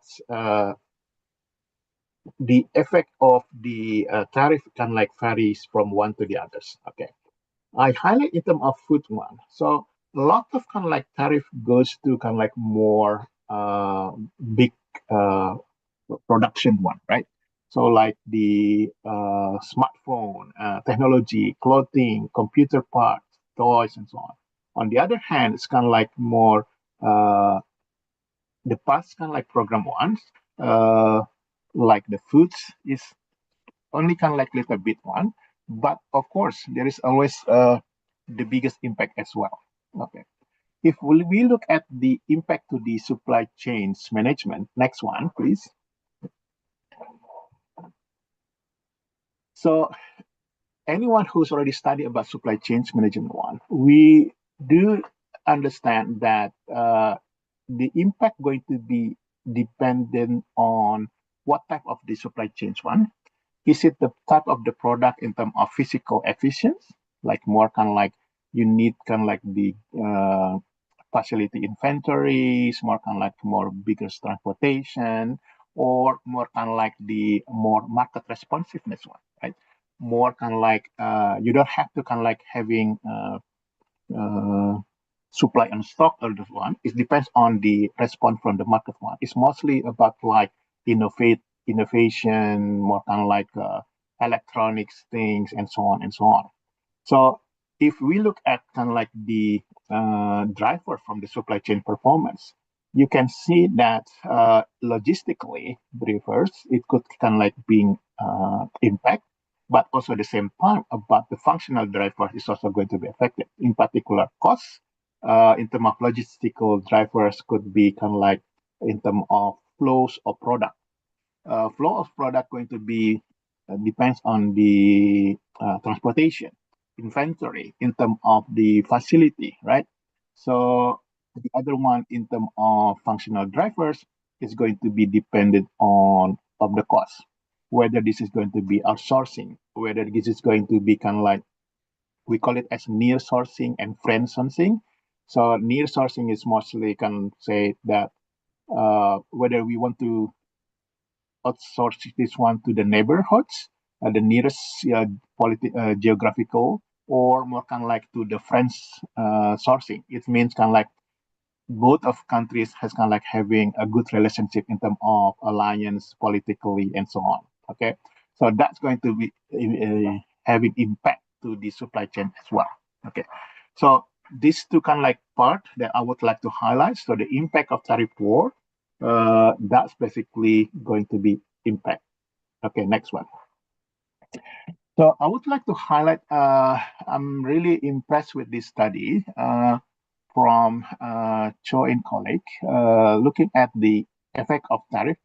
They did this one basically based on when the first term of President Donald Trump in the first period one. He also did kind of like increase tariff one. And what I like this one is to connect with the how to respond to this tariff war by looking at the business relationship, which is kind of like he's putting as a ties. Okay, so what they mentioned in their study is basically the response in terms of relationship. It depends on the timing of uncertainty, whether this is kind of like low uncertainty or this is more kind of like high uncertainty. But at the same time, they also kind of like cross check with the severity, the level of disruption is this. Whether this is kind of like going to be very low or this is going to be very high one. So it depends on that position. If they say like uncertainty going to be very low as well, but also the severity, the level of risk going to be as well low, maybe there is kind of like need to be revisit about some old ties delayed. So basically, you may want to get rid of some, but still kind of like maintaining some and then making new kind of like relationship one. Okay, in particular with domestic supply and supply in affected countries, because you don't want to be kind of like being affected, right? And then on the other hand, if it is kind of like the uncertainty going to be very high, you're not so sure whether this is going to be all the time or going to be kind of like just short time or kind of like going to be very long time. And then at the same time, the level of severity, the level of risk is going to be high one. Maybe you need to kind of like still maintain the old kind of like relationship, but also at the same time you kind of like create new some new ties form. Okay, in particular for domestic one to replace something that you can't kind of like rely on whatever you have in that one. Okay, so in that way, I will say like yes, the strengthening business relationship is important, but you need to see condition when and on. Okay, the next one. So it's basically the summary from what we've seen here. So why business relationship become matters? That's because of in the long-term alliance, it can also develop trust, mutual understanding, helping each other to reduce the risk. And then, of course, you already have kind of like making relationship with them since long time ago. So it's become the stronger ties. It will support negotiation, transparency, and create predictable environment that attract investment. But also at the same times, you can still negotiate about the reconfiguration. Say, for example, you may want to have kind of like short term, long term, or mid term. So it's kind of like easy for you. Just like in our daily life one. If you have long friends, you know it already very well. So you can still kind of like negotiation is going to be very easy one rather than those kind of like you never met before. And sometimes you may click or maybe not click each other. It's kind of like, yes, I know that this guy is going to be kind of like working very well. Or sometimes it doesn't work. Okay. So that's, we come to the next level one. The next slide one, I'm trying to give an idea when the strategy works and then when the strategy fails. Okay. Yes, we already agreed that strengthening business relationship going to be important in terms of responding to this tariff war situation one. But at some point, it may not working. And other one is maybe some other, this may also working very well. So when it is working, so when the strategy going to work if kind of like each other, whoever make a kind of like a relationship, they are complement interests. So it's not kind of like someone want to go to north, the other one go to the south. You have to kind of like the same kind of like complementary interest one. Okay.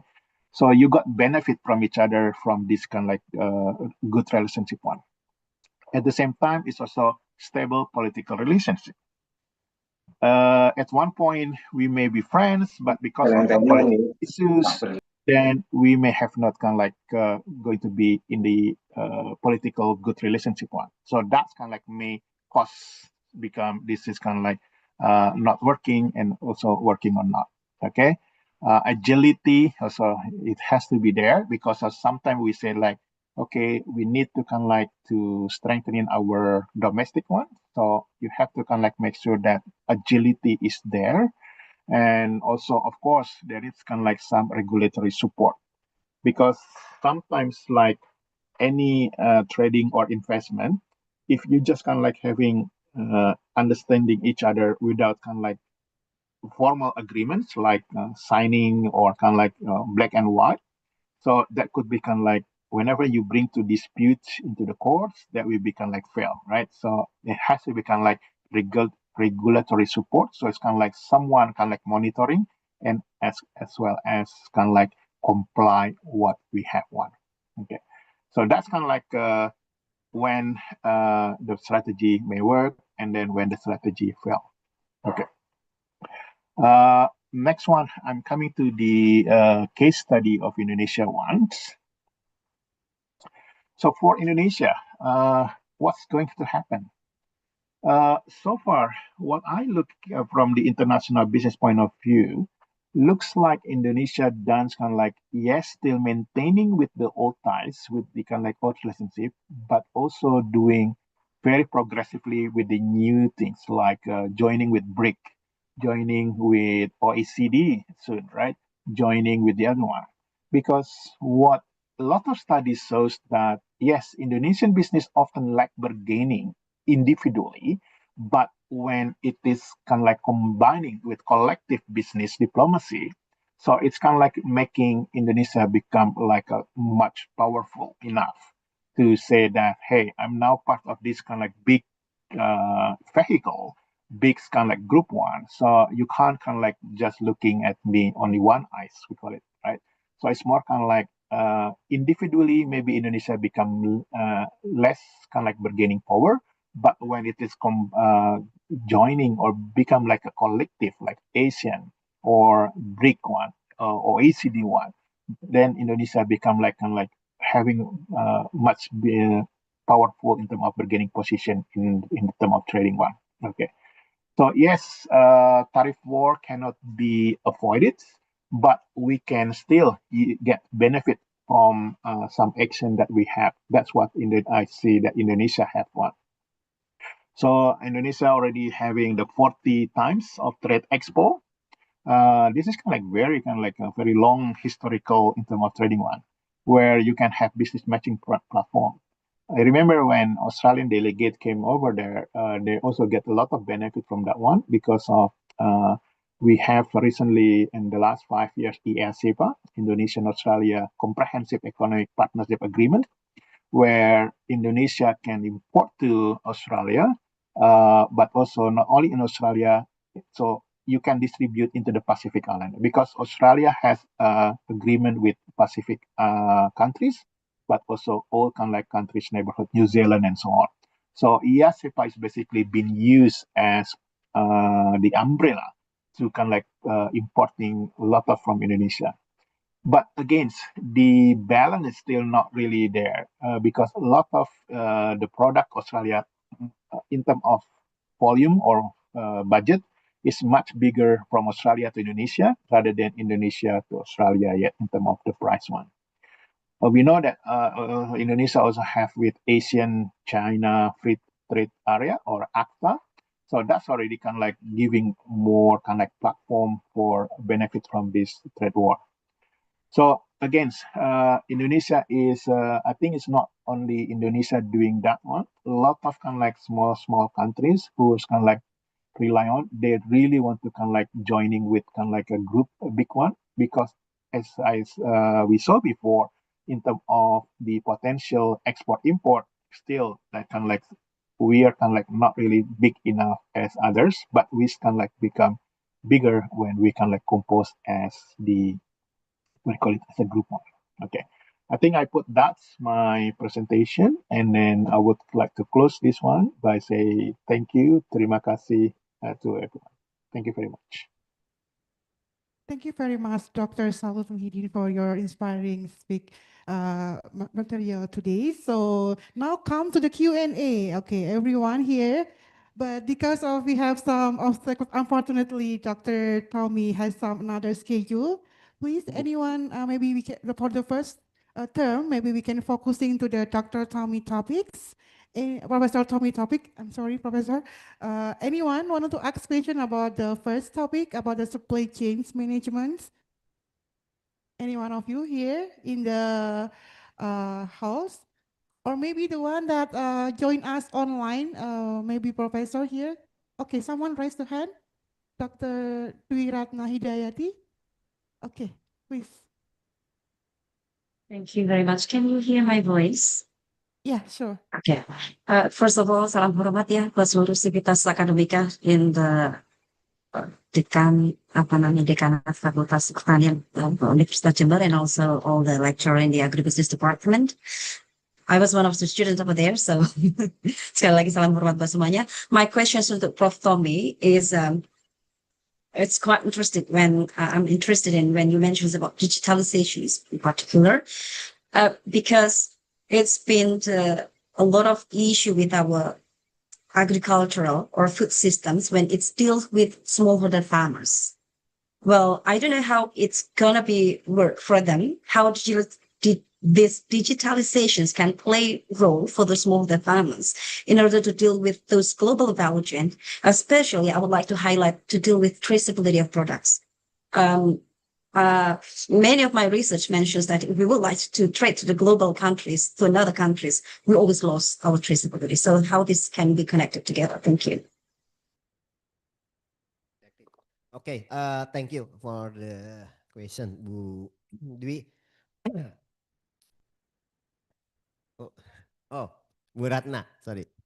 Okay, Bu Ratna, based on our research, we find the small farmer can implement digitalization without the collaborate with the other parties in the supply chains.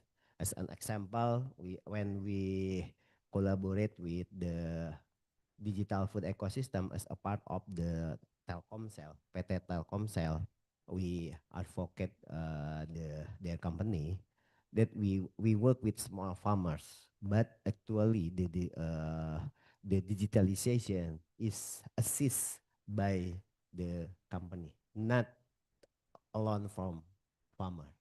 They assist and then they join work to develop the compatible system with the farmer capabilities and the market. The farmer cannot stand alone, and the principle the main principle is the digital technology is not core business but is an enabler. As enabler, the main business, the core business is still in the fundamental of agriculture. First, the biotechnology like NFT or hydroponic or nanotechnology, nanofertilizer, and so on. But the digital can improve the effectivity and the efficiency and sustainability of the agriculture production system. So that's why, because as Bu Ratna mentioned, the small farmers cannot, they don't have the the navy, the digital knowledge and technology and the skill like that. So that's why we have to collaborate with the other parties in supply chain, not give all to the farmers to implement the digital technology. We can learn from the failure of the agri-tech startup. Some of agri-tech startup, even the unicorn, the fail is because they perceive the digital technology is the core business. Yeah, I have been advisory for one of the agri-tech startup. Yeah, because they have no the experience, they have no the expertise in agriculture production system. They only rely on the digital technology because they have perceived the digital technology can solve anything the problem in agriculture. Not like that. They fail now. Yeah, like that. So the collaboration among the supply chain actors, that is very important to improve the farmer capabilities, the farmer access to the another technology, include the biotechnology, nanotechnology, even the cold chain technology, and the digital technology as an enabler. Yeah. Thank you. Okay, thank you so much, Professor Tommy. Yeah, so is that when we? Okay, so there is one more question. Yeah, please. Yeah, Yeah, still have time. There is one more question. Ibu Ratna. Okay. No question. Maybe can I ask more? Okay. Yeah, actually, it was what interesting. You said that that digital technology,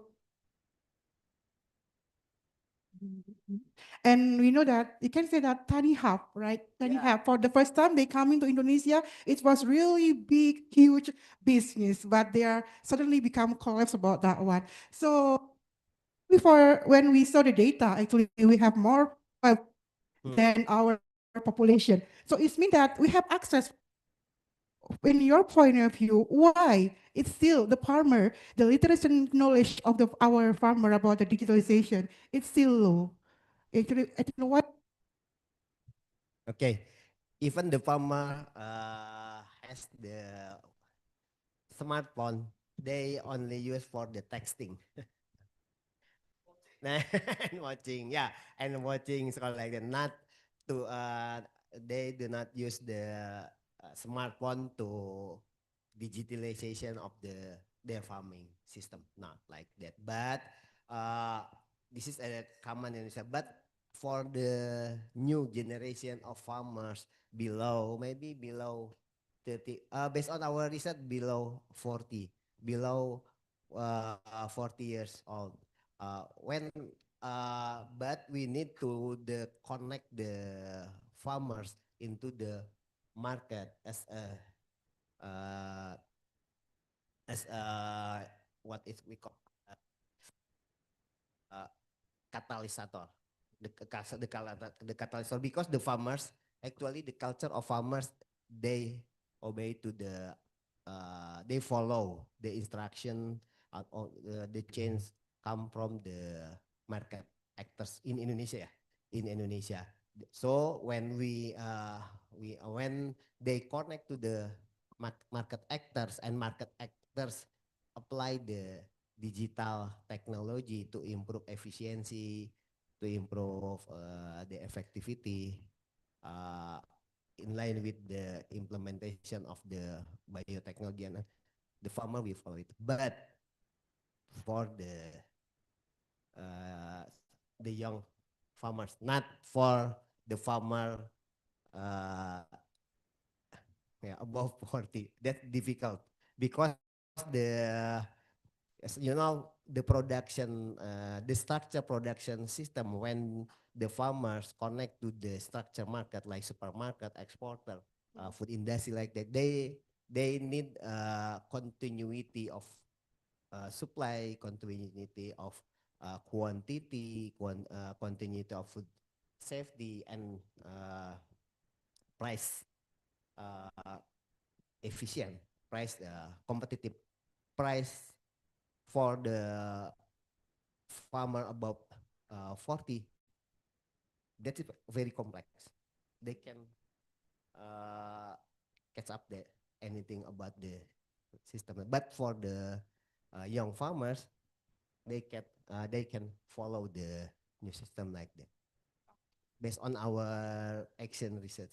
Okay, that's very interesting. Yeah. So even though we have more phone than our population, actually it's Yeah. quite difficult, right, for the elder generation, like maybe for the boomers and then Gen X, right, it's kind of difficult. But for the millennials and Gen Z farmer, it's much more easier to follow the digitalization. Okay, thank you very much, Professor. Maybe maybe because of unfortunately, we have our professor. Still have one more. Okay, that's great. Still have one more question. Okay, anyone here want to ask one more question before our professor leaving for his news next schedule? Maybe anyone from the audience? No? Tiffany or someone here? Okay, so it's maybe they are very shy, professor, for to asking the question about this. Okay, Deimam, do you have any question about this? Okay, as a young generation farmer, yeah. Young generation. Okay, great. Okay. Please. Can I sit or I stand up? Yeah, it's okay. You might sit also. Or stand up, it's fine. Okay. Thank you for the opportunity from Ms. Median as moderator. Before that, thank you to Prof. Tommy for the insightful presentation of the future of agriculture supply chain. I'm sorry I must read the question because my English was not good as Ms. Mediana. I find your idea of shortening the supply chain to improve farmers' welfare very promising. However, I would like to raise a not critical question. This is by reducing the number of intermediaries in the supply chain. Are we truly prepared to provide alternative employment opportunities for those whose livelihoods may be affected, such as traders, transporters, and middlemen?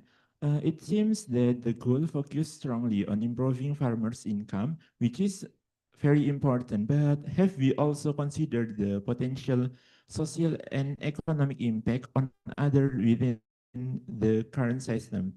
In Prof. Tommy opinion, what would be the most inclusive and sustainable strategy to transform the agriculture supply chain while ensuring that no one is left behind in the process?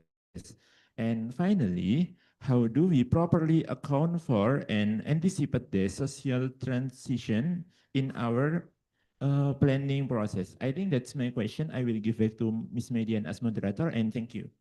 Okay. very Okay. much. Yeah. Okay, the good question. What's the short food supply chains?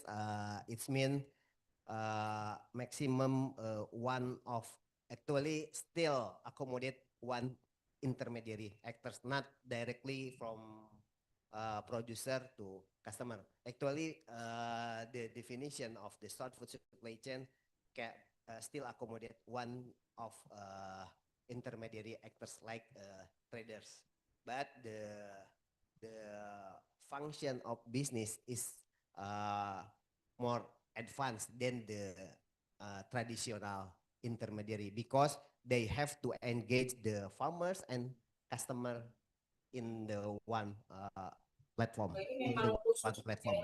That is different with the traditional intermediary like not supermarket, like Tengkulak or like the dedicated wholesaler. They do not educate the customer, but actually they educate the farmers, but not connect the farmers direct to the customer, like that. First. So based on our research, short food supply chains, this one form of the sustainable supply chains because farmers and the customer can engage together in one form. They can communicate about the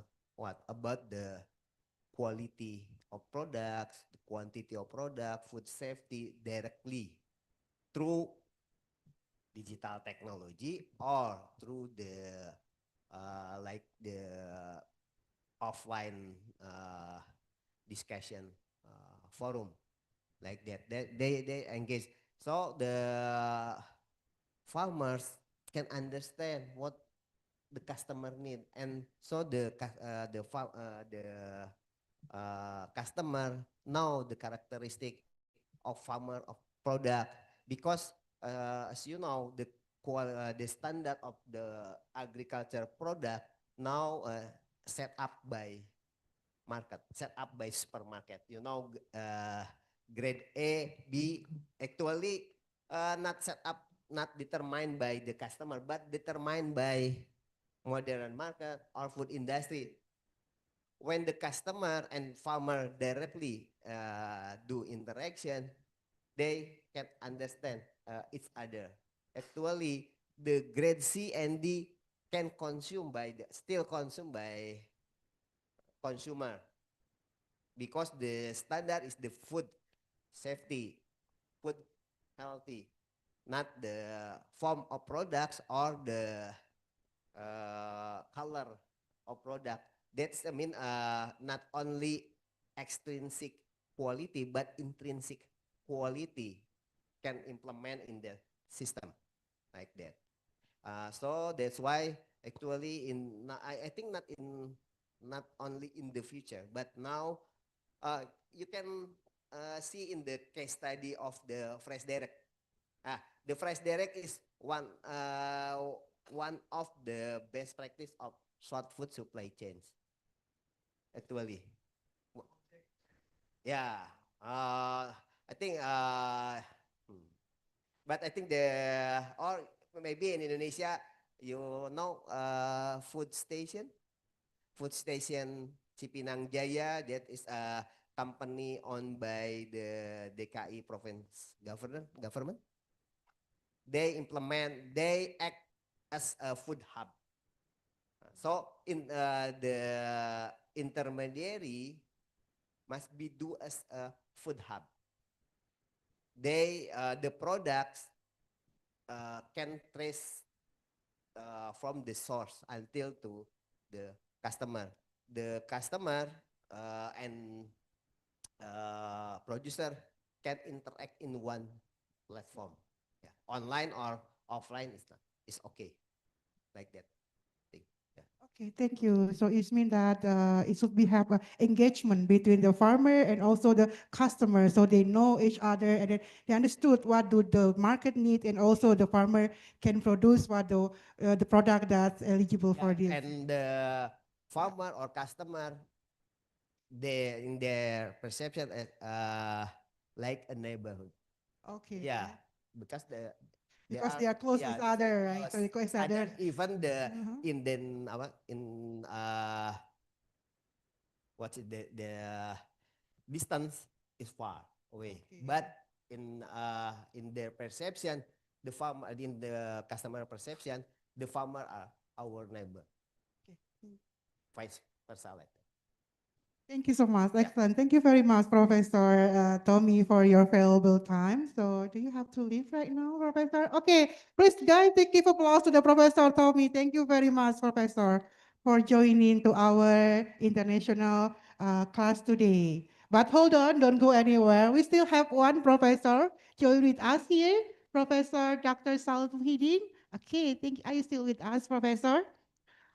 Yeah, now Yeah. after talking about the supply chain, now we're talking about the digital trade war. Sorry, trade war. Now it become very hot issues in our country now.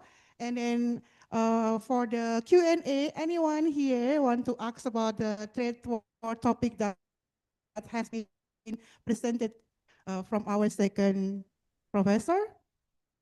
Anyone here want to ask something? Okay. Oh, yeah. Miss Julita, come on. Okay, thank you for the opportunity. I'm very interesting about your presentation that state tariff war or trade war is not a new phenomenon. I am absolutely agree that there is nothing new under the sun. And in the context of ongoing global trade war, I want to know, do you think the Indonesian government has taken best possible measure to protect or promote our economic? Why or why not? Thank you. Okay, thank you very much for the question. Okay, Professor Muhyiddin, I give the answer. Yeah, thank you, Mbak Julita, for the question. Yeah, so the answer could be two directions. Okay, whether Indonesian government has done enough to protect because the idea is having tariff is basically to protect domestic product. Yeah. So yeah, it what I can see here is basically most of the regulation that we have sometimes is more kind of like reactive rather than proactive. So when there is an issue, then become discussion more. Okay, so it's not like kind of like planning ahead which direction goes. Okay, but of course, if you look at the RPGM and so on, the ideal main goal is at the end is basically protecting products, domestic products, but also kind of like giving opportunity, prosperous society, and so on. So it means on the paper, yes, Indonesia has done quite a lot in terms of making sure that the domestic product going to be protected, but also going to prosperous for the society.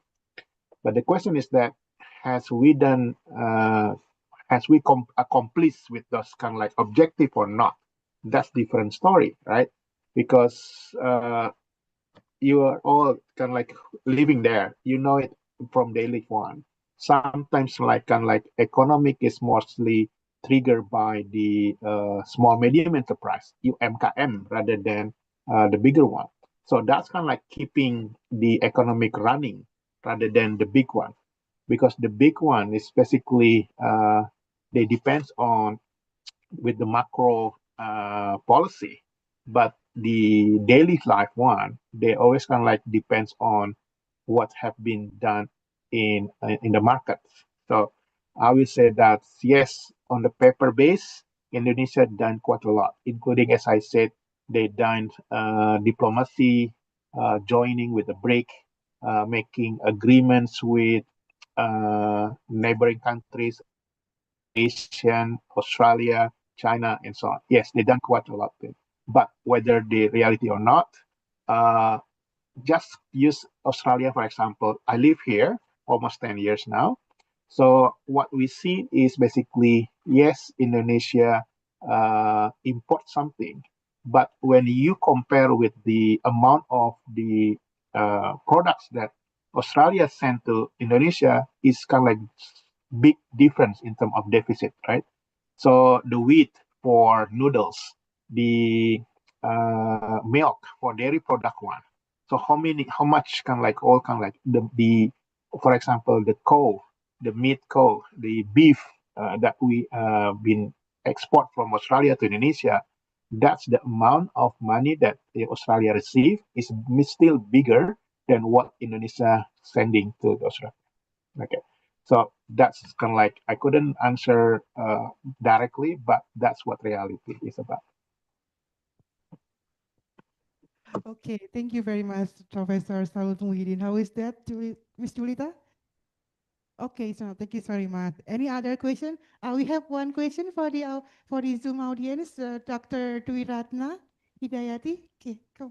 Yeah, the Is time that is yours. okay if I ask questions again? Oh, okay, thank you, Pak Salut. Salam kenal. So, I think it's quite interesting when Indonesia or any other country has never been really prepared for this scary of scenario under uncertainty, especially about the geopolitical issue impact under this global value chain. So, what do you think Indonesia should rethinking about our future global value chains policy should be? Whether there are some options that you have mentioned, for example, we have already started with the BRICS. There is ASEAN within our regional trade, and also there is neighborhood proximity with Australia and New Zealand, probably. Trust me, I have seen Indonesians trading about the wheat. I went to Australia in 2023 with those wheat value chain people, and I think Indonesia has a very big bargaining positions as well over there. Or there is two opposite polar between US and China. Do you think under these positions, where should Indonesia stand their point? I totally understand Indonesia always stand on free or independent and active. However, it's a bit of slogan actually. We need to do something. So in your point of view, which one we should go more more stable, and in the future, which prioritizations that we should go on those options? Thank you. Thank you, Dr. Dwi Ratna. Okay, between US and China, Professor, which one? Yeah, Yeah, sorry. sure. Yes. This is very always interesting to talk about geopolitics, yeah. And always kind of like as I mentioned, sometimes friends become the enemy, enemy become friends. So that's kind of like the politic one. The same things with the election politic. In the past, you may kind of like rival, and now you become partner. In terms of this, against, because this is not like one answer for all. It has to become like very strategic to do that one. As I mentioned, one of the ideas about the study that I'm really referring quite a lot, we can like make some scenarios where we want to go, whether this is going to be very long uncertainty or this is kind of like going to be quite low or high risk and so on. Okay, so which direction Indonesia has to go? I will say that yes, we need to be strategically which direction, because at the end of the day, everyone would like to save their own kitchen, their own we call it as a dapur. They would like to save their own economy. Okay, but at the same time, they also would like to work together, work along with others, because of the neighborhood you can choose, right? So you can choose friends, but you cannot choose neighbor because they are there. So like whether you like it or not, they are our neighbor, right? So in that way, it's basically we are lucky to have Indonesia having we call it as diplomacy of free, bebas and active, right? Free but also active one. But sometimes in one of the high court or high kind of like forum that being questioned, in today's world, you always kind of like need to be kind of like alliance with someone, right? So in that way, Indonesia being challenged, and then we responded by saying that yes, we alliance with our in terms of economic, we part of the NAFTA, OECD, we part of the BRIC one as well. So in a way that yes, we are free and active, but also at the same time, we can like walk along together with anyone who's kind of like having similar vision, similar objective. Okay, I would like to recommend that as far as I following the Indonesian studies here, so that strategy is still quite properly applicable for Indonesia. I don't know whether in the future it need to be changed, but I think free and active as diplomacy strategy is still quite valid one. And of course, but mind you, we need to kind of like saying that we have to put priority of our society, our people, not the kind of like the top people one, but it's kind of like everyone here, because always kind of like the vulnerable side is always goes to the society. They always kind of like the one who's become last actor to get impact of that one. But no, the first get impact, but they're going to become like the last priority one. Okay, so it needs to become like more put priority to the society, and then of course to the whole economy around the world more. So I couldn't give more, but I think that's my observation.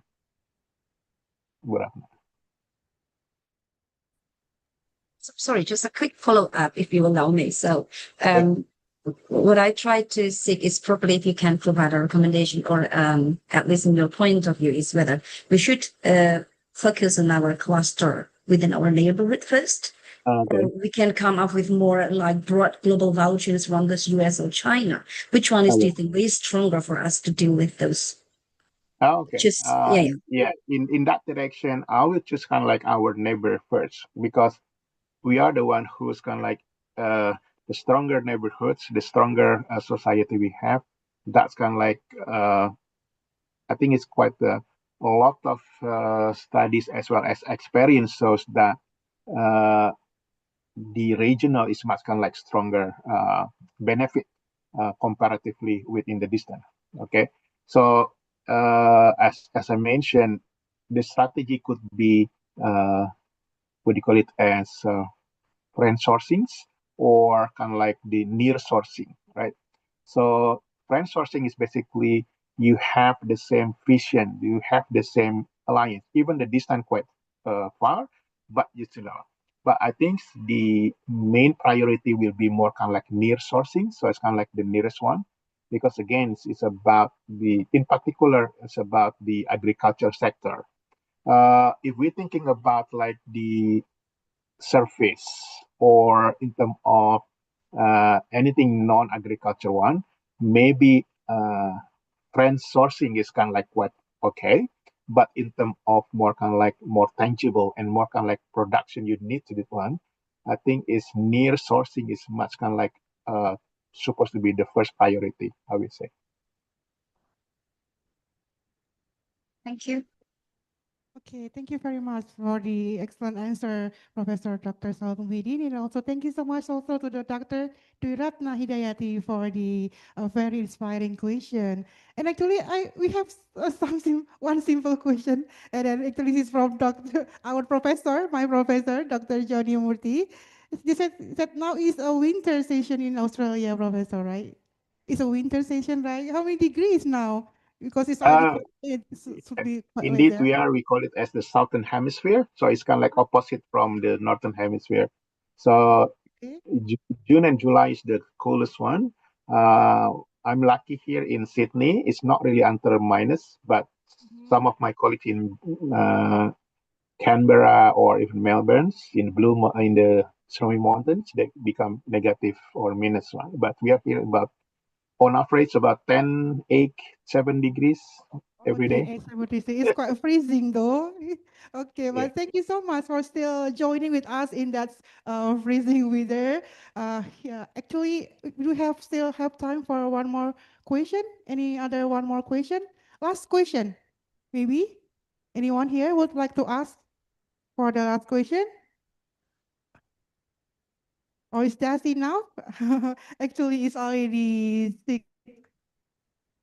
Oh, it's already, yeah, we should that's already asking question, Professor. Okay, maybe now is the time because it's already it's almost 4:20. It's for the limited time, and then for the, thank you very much. I say to all the audience here in the offline and then online side, and then Dr. Muhyiddin. Let me close with a simple closing quote like. Let us not only learn but lead. The future of agribusiness depends on how we manage, connect, and collaborate across our supply chains. Together, we can accelerate the sustainable innovation and position Indonesia as a strong global player in agricultural logistics. Let this session spark for action, progress, and for the global impact. Thank you very much for coming to this event. My name is Mediana Puramasari. See you at our next international guest lecture series. Wassalamualaikum warahmatullahi wabarakatuh. Waalaikumsalam. Okay, thank you very Pamit. much, Professor.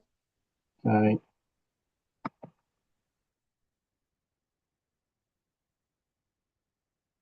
Thank you, Pak Salut.